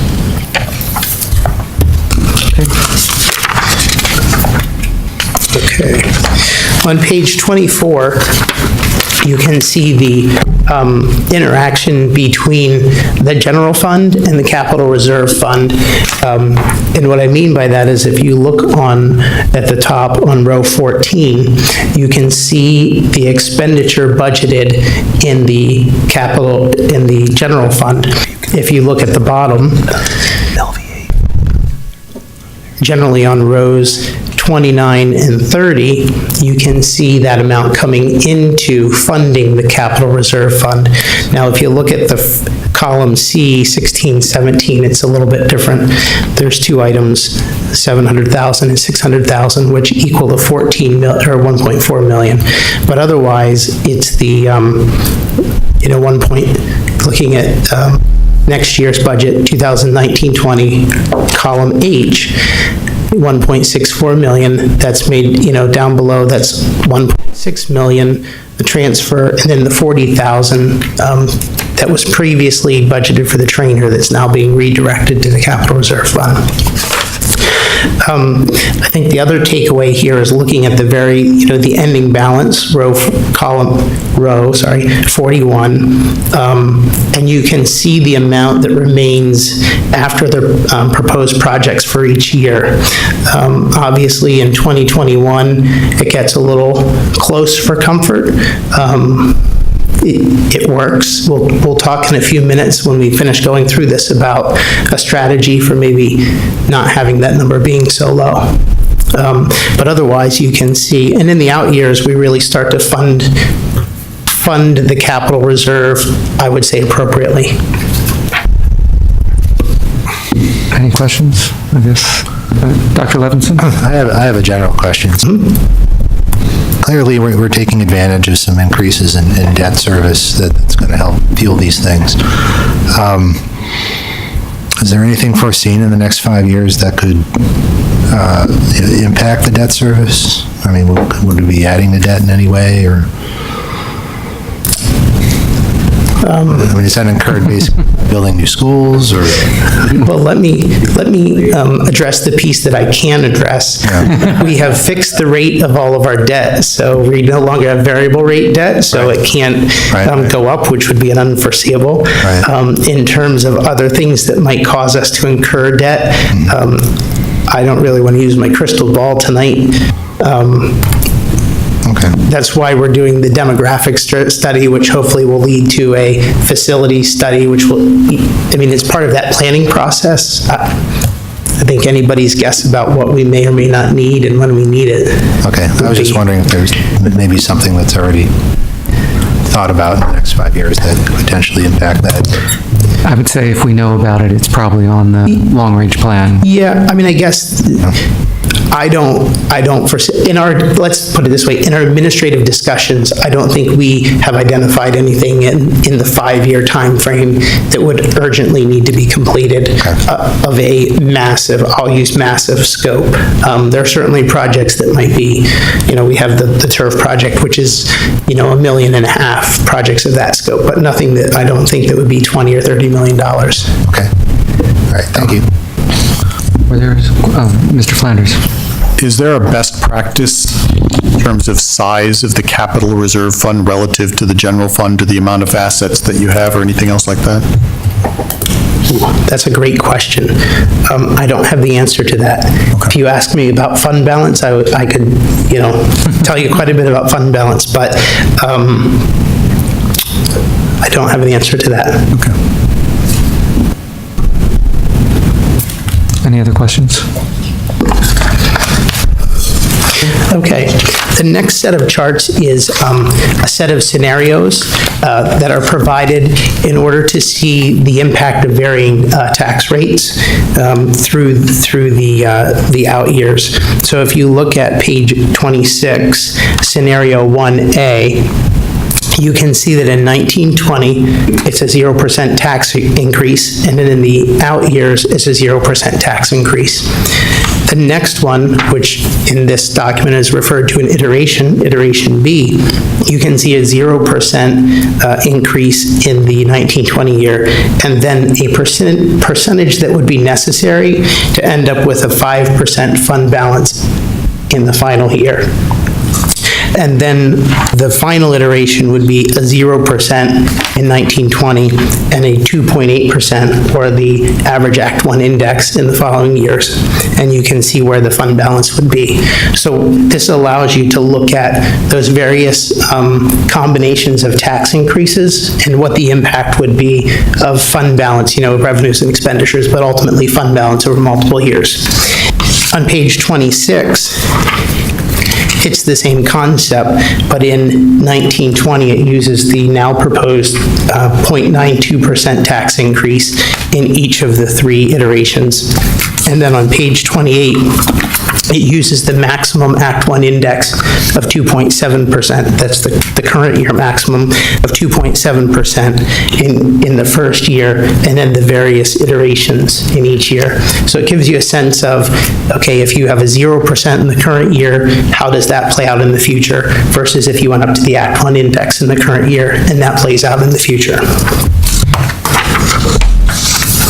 Any questions? Flanders. So now I'll ask, are there best practices with regard to fund balance? There are. Many organizations, including rating agencies,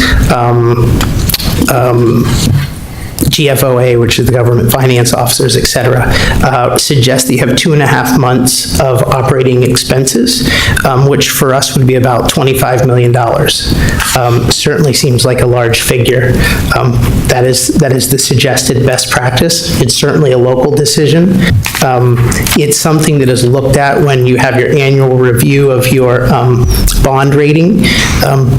If you're lower than that, it can be offset by other mitigating factors, development in your, in the school district. If you have development, that strengthens your rating. If you have a well-developed plan that you can substantiate what you're doing, that certainly strengthens your rating and your position. But the general best practice is 2.5 months of expenditures. Although I do see that in each of your B scenarios, you said, okay, we're going to target ending with a 5% in 2023-24. Was there a reason you picked 5%? It was a number, when we started this a few years ago, that I think everybody sort of rallied around and said, okay, let's use 5%. It corresponds to our number for budgetary reserve. It was And it's the target in a board policy, isn't it? 5%. It's a target for for budgetary reserve. We don't have a fund balance target. Oh, I'm sorry, budgetary reserve. Thank you. Sure. Mr. Smith? I had a quick question. These are, for me, some of my favorite slides because I like to see the impact of the decisions that we choose to make or not make. One of the impacts that is not on here, and I'm wondering if it's because you can't quantify it, is the impact to our bond rating if we did X, Y, or Z. Is there a way that you could make an educated guess as to what might happen with a bond rating to affect our future borrowing potential based on some of the decisions that we might be able to make?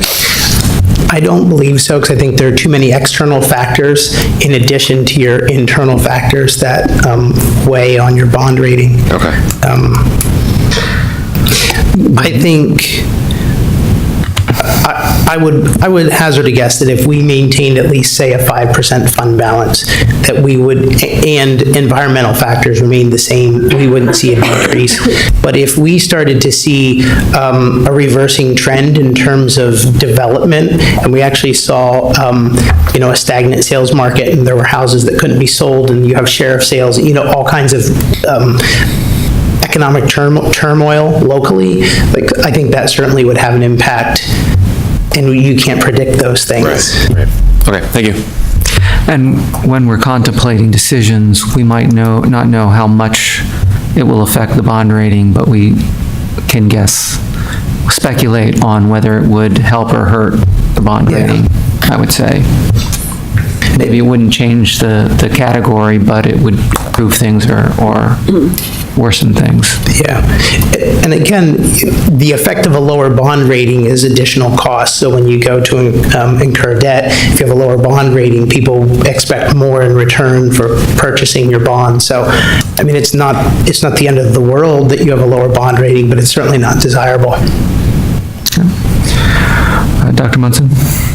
Yeah, so I would say again, as I've said in the past, that I know it's sort of long and tedious to go through these, but I find the plan extremely useful. I wanted to suggest one addition that would make it more useful. Okay. On page, this is page 31.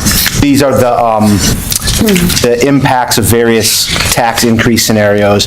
It would be useful to have the proposed tax increase as one of the scenarios. Okay. Thinking the same thing. Because right now it's more or less, I mean, I see they're tied to the Act 1 index and so forth, but they're more or less random numbers. And I'll make that update for the next time. It certainly, it's as simple as where you see those percentages putting in the percentage that we're at presently. Since you brought us to this slide, I do want to make one. Oh, did I? I'm sorry. That's okay. That's okay. In the box at the bottom of the slide where it talks about the increase in the average homeowner's tax bill would be, people would probably like it if it's $89, but the reality is it's $105. If you look in the column F and follow that down to the bottom of the first, the 2.7%, it's $105. So that was a typographical error. was going to ask if anybody noticed that before, because you would have gotten the prize. Mr. Ballard, you had a...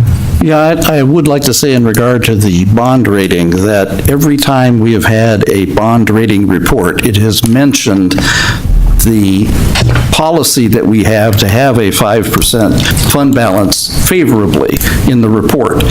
And also that our history of maintaining a good fiscal policy throughout the entire district has also been mentioned. So one of the other things that could cause the bond rating to go is if we suddenly started doing strange things that we haven't done before, trying to accomplish some goal that is not as financially relevant as we might otherwise try to do. You've got to be very conservative to impress the bond agencies, and that's what we have been over the years, and that's what's helped keep our bond rating very, very high. Mr. Champagne? And just so I no issue here, the $105 is representative of the Act 1 index of 2.7%. The actual Correct. increase that we're proposing is less than 1%. Correct. So the impact to average homeowner would be under $39. That is correct, yes. So that's just. Great point. Yeah, okay, thank you. Any other comments or questions before we move on? Okay. So, yeah, I was just going to conclude, included in here you have the, those were the iterations, the district priorities, which we've seen several times. This is the sheet we were just talking about that has at various taxing rates and various levels of assessment, what your tax increase would be. The next sheet, page 32, is, looking forward into the future and applying the tax increases that are built into the model, which again would be the 0.92% and the 2.8% in the out years, and what impact that would have in your total tax bill at your respective assessment level. And if you're in between two, you can sort of interpolate where you would be in terms of overall tax burden. And then finally, on page 33, is just a very high-level comparison of budget to estimated and then budget to budget, 18-19 budget to 19-20 budget. And again, you can see here on row 12, the other revenue sources, again, that's the flood. And if you look at row 22, district-wide non-instructional services, that's actually the net of removing the budgetary reserve and then applying the additional expenses for the flood. So that's what's happening in D22. Are there any other questions on the list? Well, thank you very much. Sure. This is a tremendously helpful document to go through, and thank you for walking us through all the details. Absolutely. If you hadn't noticed, I rather enjoy going through this, so. Does the term bean counter come? One thing that I wanted to put out for the board's consideration. Again, I've heard this in the past. I didn't hear it tonight, but there has been some discussion about our fund balance growing and potentially our fund balance getting too high.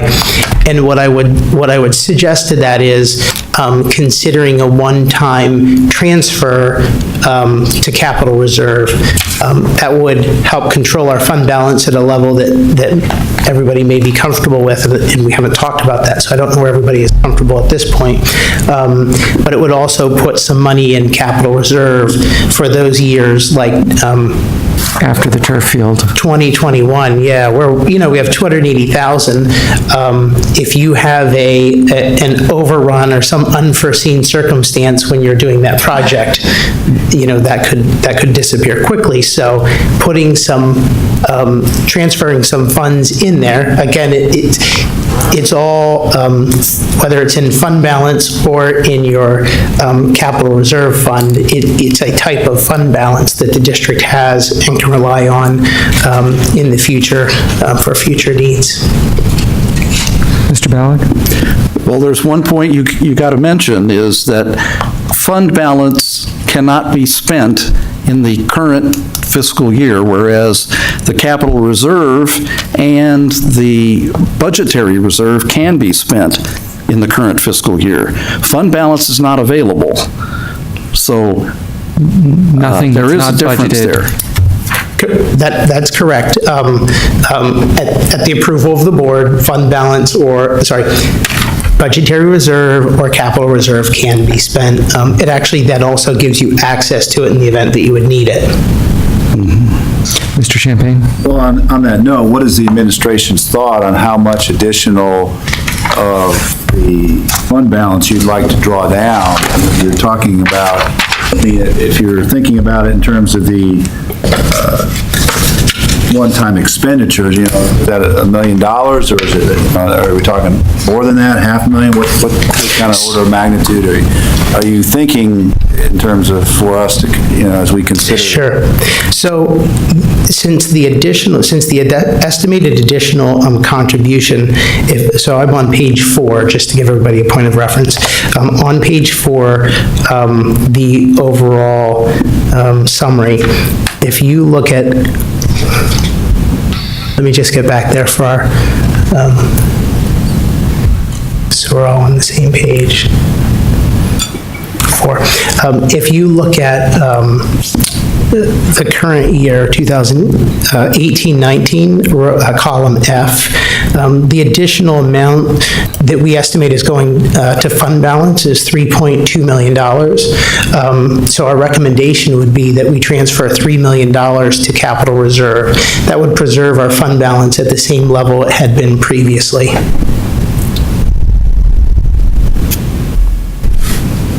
That's in the current year.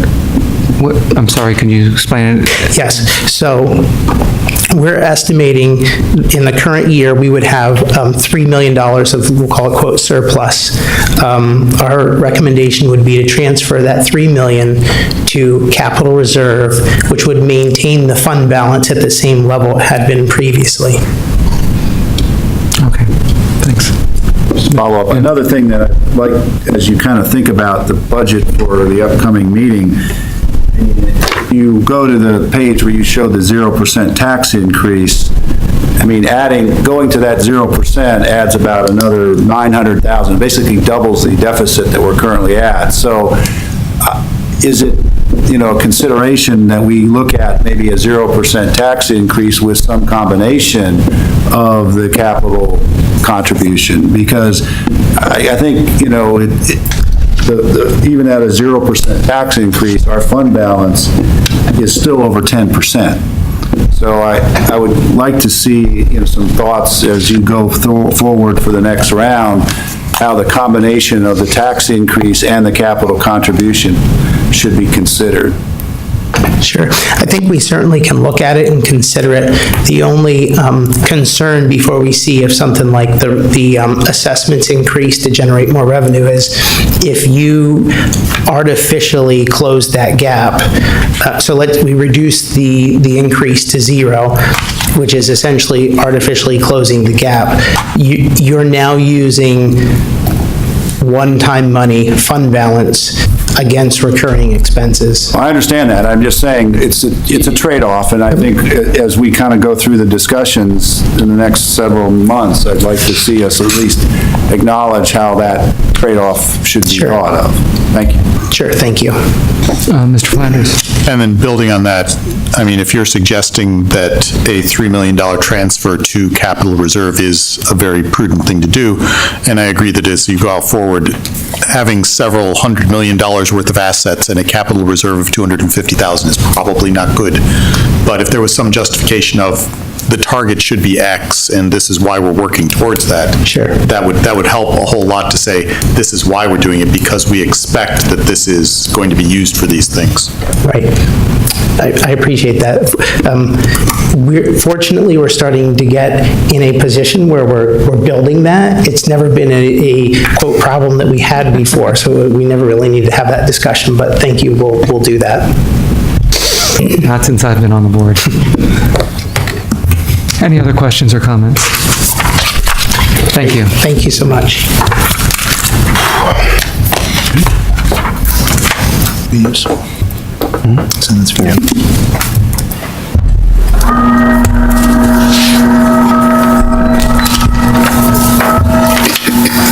Let there be.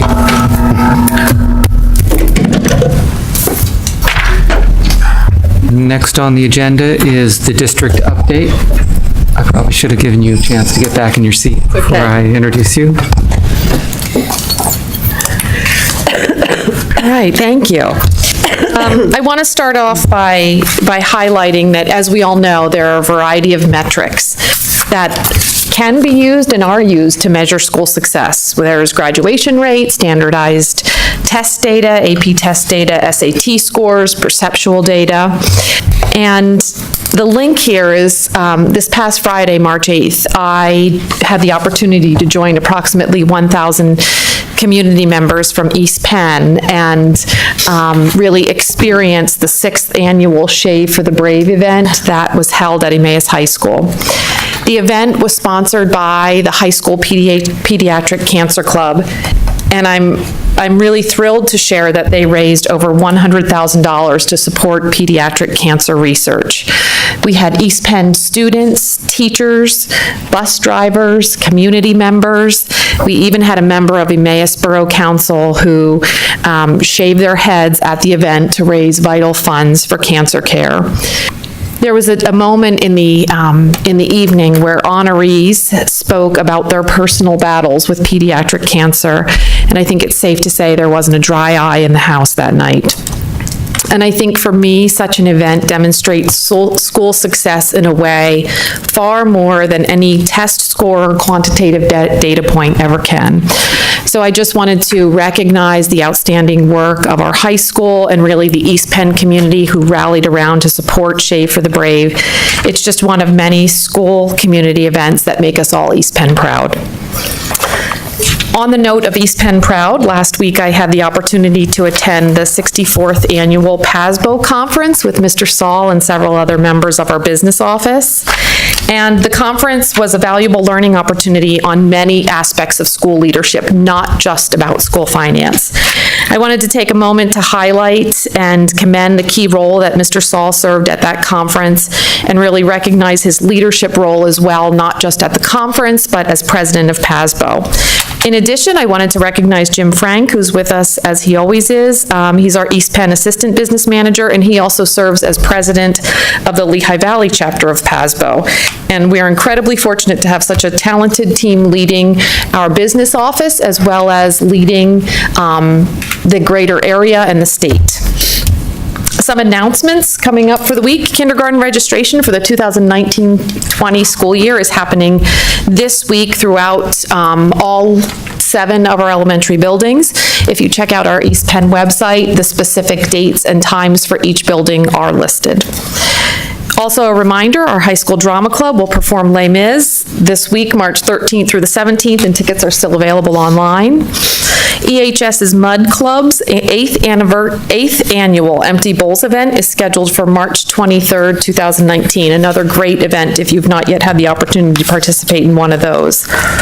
I'm also very proud to share that East Penn is hosting a mental health symposium for parents of kindergarten through 12th grade students on Saturday, March 30th at the high school. And the symposium is a collaborative effort between our high school counselors, East Penn school psychologists, as well as communities and schools of the Lehigh Valley. And the event really is geared towards parents of children and is meant to serve as a resource for families in the community. So parents are invited to come out to the high school on that day. There will be a variety of topics that will be offered, and parents can really select and choose the topics that are most relevant to their families. In the spirit of recognition of some of the great accomplishments of our students, congratulations to LMMS student Thomas Flexer who will be representing LMMS at the state GOB on March 29th. Congratulations also to Lower Macungie Middle School for winning Best Overall Program in the What's So Cool About Manufacturing contest. You might recall we had that great group come and show us their video highlighting Mack trucks, and they really sort of stole the show at the end of that awards ceremony. Also, congratulations to EHS Steel Hornets, who earned second place at the PA First Tech Challenge Championship that was held over the weekend of March 2nd. And I'd also like to recognize several EHS students who were selected into the LCTI Emerging Health Professionals Program for 2019-20. Those students are Gianna Albanese, Laura Boyko, Caitlin Census, Isabella O'Donnell, Madeline Kukta, Anna Sherry, Gabrielle Tostevan, Stella Vaselli, and Brooke Wunderler.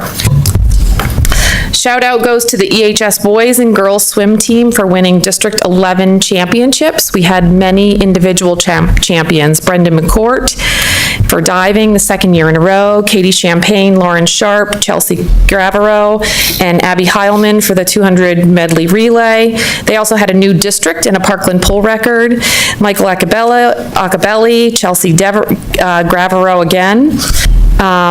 Each in individual events, another 200-meter relay by Katie Champagne, Abby Heilman, Peyton Routzman, and Maggie Champagne. Again, that was the 200-meter free relay, and then also Luke Routzman and Michael Acabelli. So congratulations to those students and to proud parent Mr. Champagne as well. Also recognizing Wescosville Elementary School, the Empower Future Ready Students Film Festival showcased and celebrated values, opportunities, and great things and happenings in schools that embody the Future Ready Schools framework. Films were submitted from K-12 schools all across the country, and Wescosville Elementary was recognized as one of the top 20 notable school features. Some things to take advantage of, please check out our new Emmaus High School alumni page. Our goal is to connect EHS graduates with fellow alumni to create opportunities to network, engage, and celebrate our East Penn pride. Tomorrow, we will be hosting one of our Senior Citizen Advisory Committee meetings, and I just wanted to mention that our Senior Advisory Committee really works to promote involvement of our seniors within the school district, and we do have several open positions, and if anyone is interested in joining us, please contact Laura Groh. Looking ahead, some save the dates, mark your calendar for the East Penn School District Education Foundation's third annual Innovator Gala, which is scheduled for Wednesday, May 29th. The gala will be held at Lehigh Country Club, and it brings together businesses, community leaders, educators, and supporters, again, all in the spirit of supporting STEAM education here in East Penn. A fantastic event. If you're able to join us, please consider doing so. And finally, our East Penn Education Foundation is also excited to launch, it's hard to believe we're talking about the end of the year already, but the 2019 Senior Sign Project for our Emmaus High School graduating class. Surprise and honor your graduate with a sign that celebrates this important accomplishment in his or her life. Plastic signs are great for front yards, windows, walls, wherever you can think to display one. Again, if you're interested in doing so, please check out our website. Thank you. Thank you. Are there any questions for Ms. Campbell? Okay, let me close this and then moving on. Oh, next up is the student-teacher calendar. That was quite an introduction, yes. Do you have some comments to make on the changes, or Mr. Povolitis? Mr. Povolitis, do you want to just highlight a couple of the key changes that we're seeing since our last version? Should I have a motion first, or? Do you need the motion first? Or he can make a comment, then we'll have a motion to discuss it. An introductory presentation, then make the motion. Okay, good evening. Based on the feedback from the board at the February 25th meeting, district administration did make some revisions to the proposed 2019-20 calendar. These changes include moving the October 15th Professional Development Day to August 22nd, 2019. That makes October 15th an instructional day, and then moves the last day of school to June 9th. We moved the December 13th early dismissal day to December 20th. That moves the early dismissal day closer to the winter break and also aligns with other school districts in Lehigh County. We did consider identifying some other non-instructional days as snow makeup days. However, it was inconsistent with other Lehigh County schools and would impact LCTI programming. Any questions?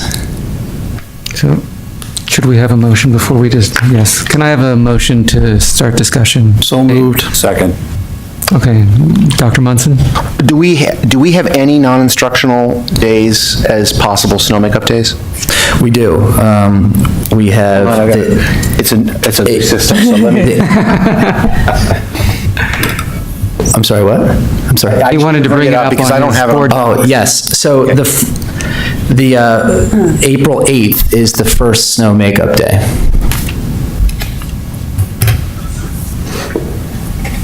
Okay, and that's, but is that an instruct? So you're asking for example, February 17th, which is school closed for President's Day. Students are already scheduled to be in school on April 8th, right? I think you meant April 9th. Oh, April 9th. Yes, so sliding it to April 9th. Okay. And is that the only one, or are there others? After that, it goes to the end of the year. Okay. And then which is one day earlier on this. I don't remember if you said that. Correct, yes. I had a question about coordinating with LCTI. So I know not all districts have a one-to-one correspondence of their calendar with LCTI's calendar in Lehigh County. I mean, I know last Friday, for example, I don't know if it was a snow makeup day, but there was at least one district in Lehigh County that was in session. LCTI was not in session, and they somehow make it work. Is there a reason we can't make it work? Or is there a reason that's a bad practice? We can, and we have a calendar that does show, we try to be consistent across the county. We have a calendar that LCTI has that has all the school districts, and we try as best as we can to be consistent for those students. But if you're inconsistent, then yes, it would impact those students going to LCTI. I think he was talking about the opposite case where we're in, oh, maybe that is a session, yeah. If we're in session, not the opposite case, if we're in session and LCTI is not, the students that go to LCTI don't have a program at LCTI, they can still. Right. So why do other school districts do it?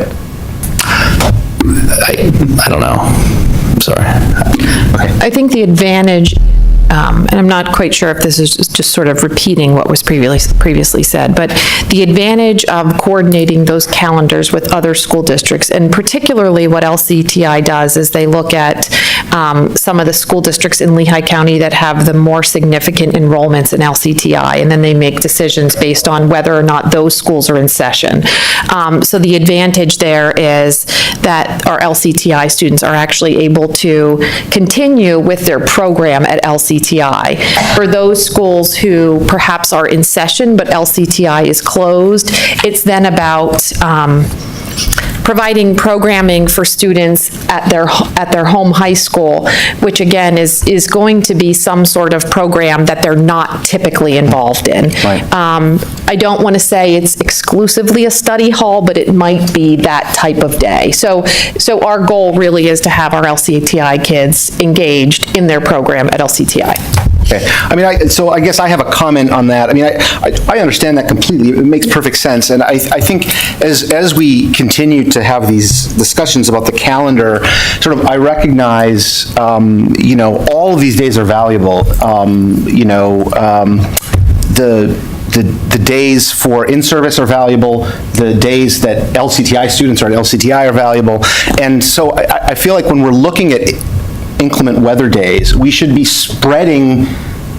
adding more potential makeup days in the calendar that spread the pain around a little bit, right? So I guess while I recognize the disadvantage of that, in the same way that I recognize the disadvantage of losing vacation days, the disadvantage of losing in-service days at times when teachers can make them, you know, most make them, I'd like to see us have a couple more of these built into the calendar, right, that don't take all the in-service days away, don't take all the holidays away, don't exclusively take away days that mess with the LCTI calendar, but a couple from each so that we can essentially spread the pain and maximize the instruction that we're giving at the times that it's most important to the greatest number of students in the district.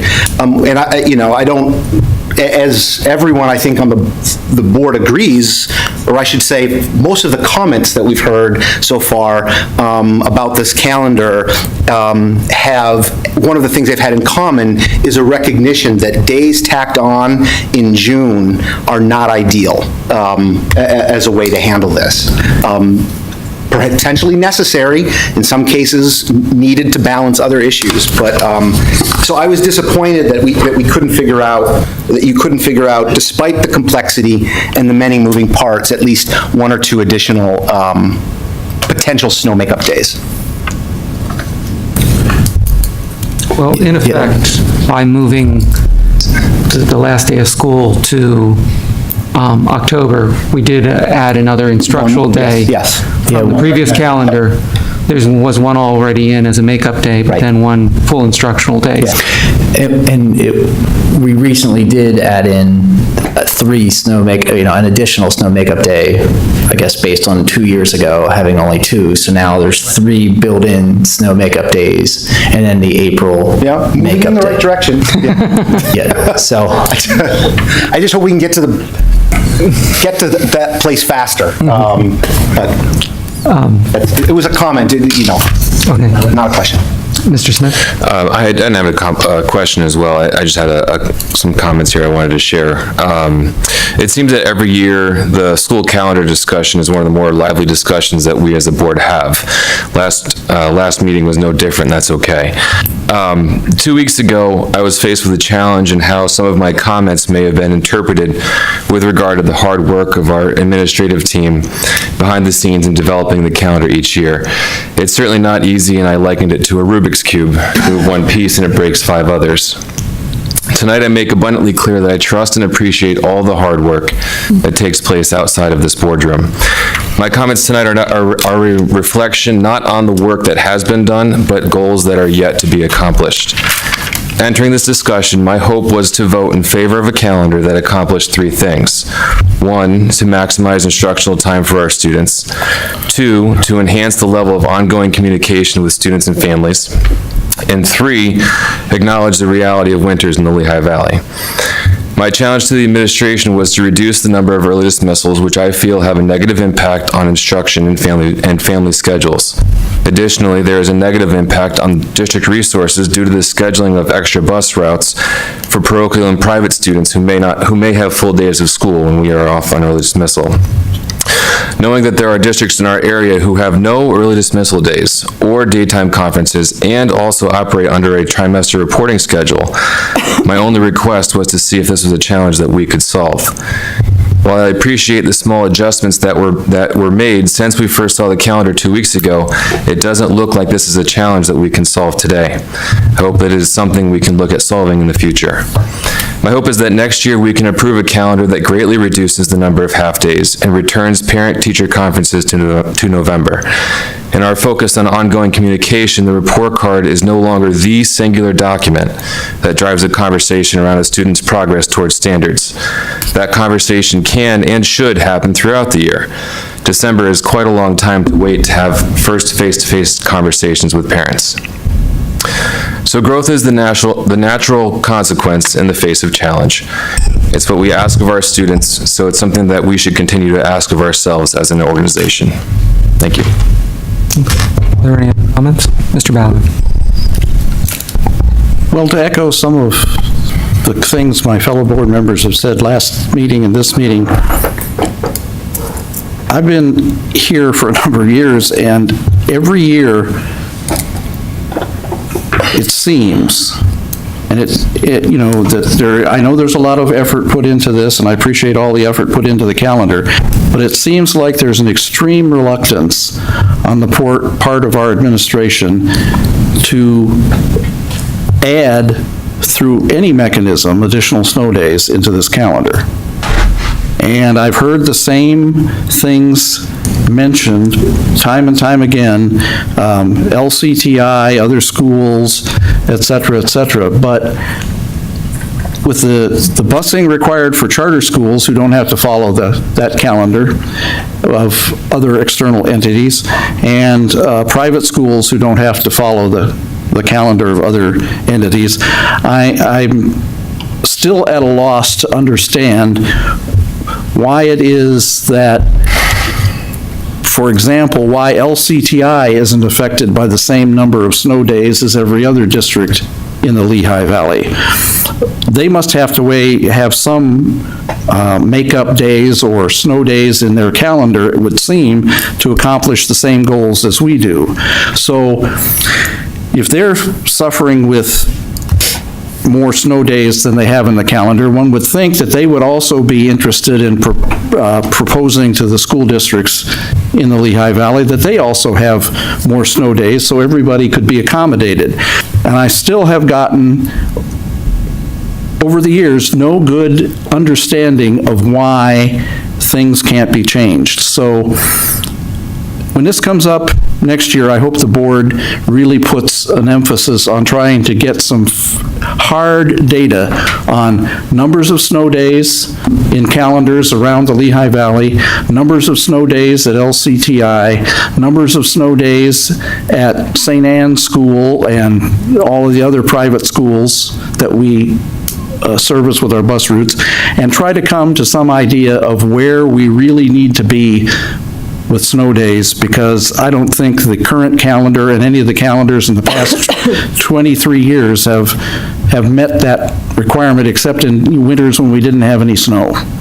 And those have been maybe one or two over 23 years. So the percentages are that we have had to use more than 2 or 3 snow days in the years, especially in the 90s, as I recall. So we need to do better. And we're not doing it for some reason, and I just don't understand the reason. Thank you. Thank you. To be fair, I would comment that we did give the board, the administration, as a board, direction, I don't know if it was 2 years ago or 1 year ago, to put in sort of the minimum number of snow days we've had in the schedule in the last several years. And I think last meeting it was discussed that 2 of the last 4 years, including this year, 2 of the last 4 years, it's been 3, and that's what we have in the schedule. So in some sense, the current 3 snow days is what the board instructed 1 or 2 years ago for the calendar to have. I know there has also been discussion about increasing it, and I think there's a lot of, I think everyone sees the advantage of having makeup earlier in the term rather than at the end of June. But to be fair to the administration, I think they have followed what we've said in discussion here about having the minimum number be the minimum number of snow days we've had in every year. And before that it was 2, and we had more than 2 days in every year, and I think that's why we went to 3. So, Ms. Bowman. I want to thank you for working so hard to make some changes to this calendar after all of the feedback that we gave you last time. And it seems to me that this whole process, what may be causing some of this frustration is that we have to do this very quickly, and getting a calendar that the board is happy with sounds like a much longer process than we actually have time to do. And I'm wondering if we might approve this calendar with a stipulation that we keep this an ongoing discussion, so that when it comes up next year, we'll be more likely to have a product where we feel that there's enough snow days and instruction days in the schedule, and also that the board, we all have enough time to understand what the other days actually are without feeling like we're cramming, trying to read all the different color codings and figure out what's a half day and why and who's off on which thing and what that's for. So, thank you. Good comment. Any other comments? Questions? Ms. Allen, will you call the roll? Mr. Ballard? Aye. Ms. Baumann? Aye. Mr. Champagne? Aye. Mr. Flanders? Aye. Dr. Levinson? Aye. Dr. Munson? No. Mr. Smith? No. Dr. Bacher? Aye. 6 ayes, 2 nays. Motion passes. Oh, my computer, sorry. Thought I was going to have to enter my... Moving on to personnel. Is there any objection to taking items A through F together? Can I have a motion? So moved. Second. Any discussion? Ms. Allen, will you call the roll? Mr. Smith? Aye. Mr. Ballard? Aye. Ms. Baumann? Aye. Mr. Champagne? Aye. Mr. Flanders? Aye. Dr. Levinson? Aye. Dr. Munson? Aye. Dr. Bacher? Aye. 8 ayes. Motion passes. Moving on to business operations. May I have a motion for items A through C? So moved. Second. Any discussion? Dr. Munson. Yeah, I just wanted to thank Wesley Works for working with the district to preserve our playground at Jefferson, and hope that this short-term solution can work into a long-term one. I agree. Any other comments? Ms. Allen, will you call the roll, please? Dr. Munson? Aye. Mr. Smith? Aye. Mr. Ballard? Aye. Ms. Baumann? Aye. Mr. Champagne? Aye. Mr. Flanders? Aye. Dr. Levinson? Aye. Dr. Bacher? Aye. 8 ayes. Moving on to educational conferences, may I have a motion? So moved. Second. Any discussion? Ms. Allen, will you call the roll, please? Dr. Levinson? Aye. Dr. Munson? Aye. Mr. Smith? Aye. Mr. Ballard? Aye. Ms. Baumann? Aye. Mr. Champagne? Aye. Mr. Flanders? Aye. Dr. Bacher? Aye. 8 ayes. Motion passes. Next is policy review. Are there any comments or something? Or should we go? Anything to be added by the administration? Mr. Povolitis, would you like to highlight the changes that were made?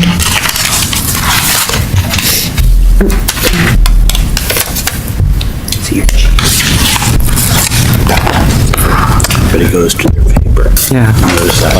So, in policy 249, there was a recommendation to strike a line, and so that was adopted. So thank you. All other recommendations were reviewed and considered. I met with Mr. Fisher. Can you explain what the change was, just for us? Well, it was the cyberbullying versus... Oh. Yes, Yeah. yes. The comment Thank was you. that cyberbullying was an extra definition, but it really didn't separate itself. And so with electronic being part of the bullying definition, we just struck that line. Okay, thank you. Sure. May I have a motion for adopting the policies? So moved. Second. Any further discussion or questions on this? Ms. Allen, will you call the roll? Mr. Champagne? Aye. Mr. Flanders? Aye. Dr. Levinson? Aye. Dr. Munson? Aye. Mr. Smith? Aye. Mr. Ballard? Aye. Ms. Baumann? Aye. Dr. Bacher? Aye. 8 ayes. Motion passes. Moving on to LCTI. Mr. Champagne, do you have Yes, a report? we had a meeting held on February 27th. Kind of some key items that came out of that is that the welding lab groundbreaking will be held this Thursday, March 14th at 1 p.m. LCTI JOC members are invited to attend, as well as other district leaders. So I'm assuming if the weather holds, it should be a fairly good turnout in celebrating the new welding lab facility that is underway. Also, last year, LCTI started something called Skills USA Signing Day, which celebrates the kind of the young men and women who are seniors who are signing either for a job opportunity or going on to post-secondary education in the technical areas. And this year, that celebration will be held on May 10th at DeSales University, starting at 8 a.m. They moved it to DeSales because they're anticipating a much bigger, number of students, as well as district participants, as well as community leaders. Again, you're all welcome to attend if you want to. I think it's a wonderful thing they're doing for these young men and women. Camp LCTI, again, another wonderful thing for those considering technical education or their parents who would like to learn more about what LCTI does by having their sons or daughters attend. The first session will be held on June 17th through the 21st. A second session is held June 24th through the 28th. In fact, there's an LCTI, Camp LCTI open house on June 13th, so maybe that would be the place, obviously, if parents wanted to really get an appreciation for what is available up there. And I don't know, Kristen, if you mentioned this last time, but there are some EHA Students of the Month at LCTI. Did you get them from last month? Yes. Okay, very good. That's my report. Are there any questions for Mr. Champagne? Dr. Munson? Yeah, just a comment and then a question. The comment was, you had mentioned the Camp LCTI days. I know my own son participated in those even without really the intention of attending LCTI. He still found it to be a great experience. So I would encourage everyone to consider it. And then my question was just sort of closing the loop with the discussion of snow days and the calendar. Does the board at LCTI have as sparkly a conversations about the calendar as we do, or not? No, they don't. I think, it's a good question, and I think given some of the feedback that we've heard here, I think Adam, Seth, myself, can, maybe ask some questions the next time it comes up. It's, I know it's something that is very, important here, so we will make an effort to kind of feedback some of the things we've been talking about when we go through that. Great, thank you. Yes. Any other questions? Thank you. Moving on to legislative, Mr. Ballard? Thank you, Dr. Walker. Well, as I said last time, we aren't hearing anything about the budget. I've checked with our PASBO representative and my sources, and it's absolutely mum on what's going to happen. Will there be some possible information coming up soon? They're going to have some education committee meetings. We might hear something then. But I will tell you that the federal level is starting to heat up in an education area. The proposal is to cut a sizable amount out of the federal education budget to the tune of $7 billion. So that's the proposal in the current budget that has just been presented to Congress by the president. So we're going to have some effort on the federal level to keep the amount of money that was in the budget previously there. That's a sizable chunk. I think it's 25%. In the absence of budget information, people are moving forward the bills I told you about in career and technical education. There was a meeting of the Education Committee today. I haven't heard whether or not what the vote was, but I suspect all of the bills that were on the agenda were put through, and this has various implications on career and technical education in the Commonwealth, and we'll see where they go in the House and whether they move on to the Senate. Just as a point of personal privilege, I'm going to take this time to give my thanks to the many members of our maintenance staff who over the years have been out in all kinds of weather in the evening delivering packets to the board for decades. And while I'll be sad not to have them ringing my doorbell in the midst of the evening just before dinner, I will say that they have performed an excellent service. They've always been courteous, kind, and prompt on delivering whenever they could. And I'd like Mr. Anushko to pass that on to our maintenance people and say thank you very much from this board member for all the work that they've done over the years. And I presume they'll all be glad that they don't have to go out on these late night runs. But thank you for the work that they've done, and I appreciate it very much. Thank you. Thank you, Mr. Ballard. Are there any questions for Mr. Ballard? Oh, I would have never thought to make that comment, but it's so true. They don't just drop the board packet off and run. They knock on your door, make sure they're at the right house, and it's really been a pleasure to meet the district employees who do this, so I will miss that, but I'm sure they can do other, better, more important things with their time. Any other comments? Thank you. Announcements, we had an executive session before this meeting where we discussed safety and real estate, security and real estate, and the next regular board meeting is Monday, March 25th at 7:30 here. I'll now entertain a motion to adjourn. So moved. Second. All those in favor? Aye. Opposed? Meeting's adjourned. Thank you, everyone. I know.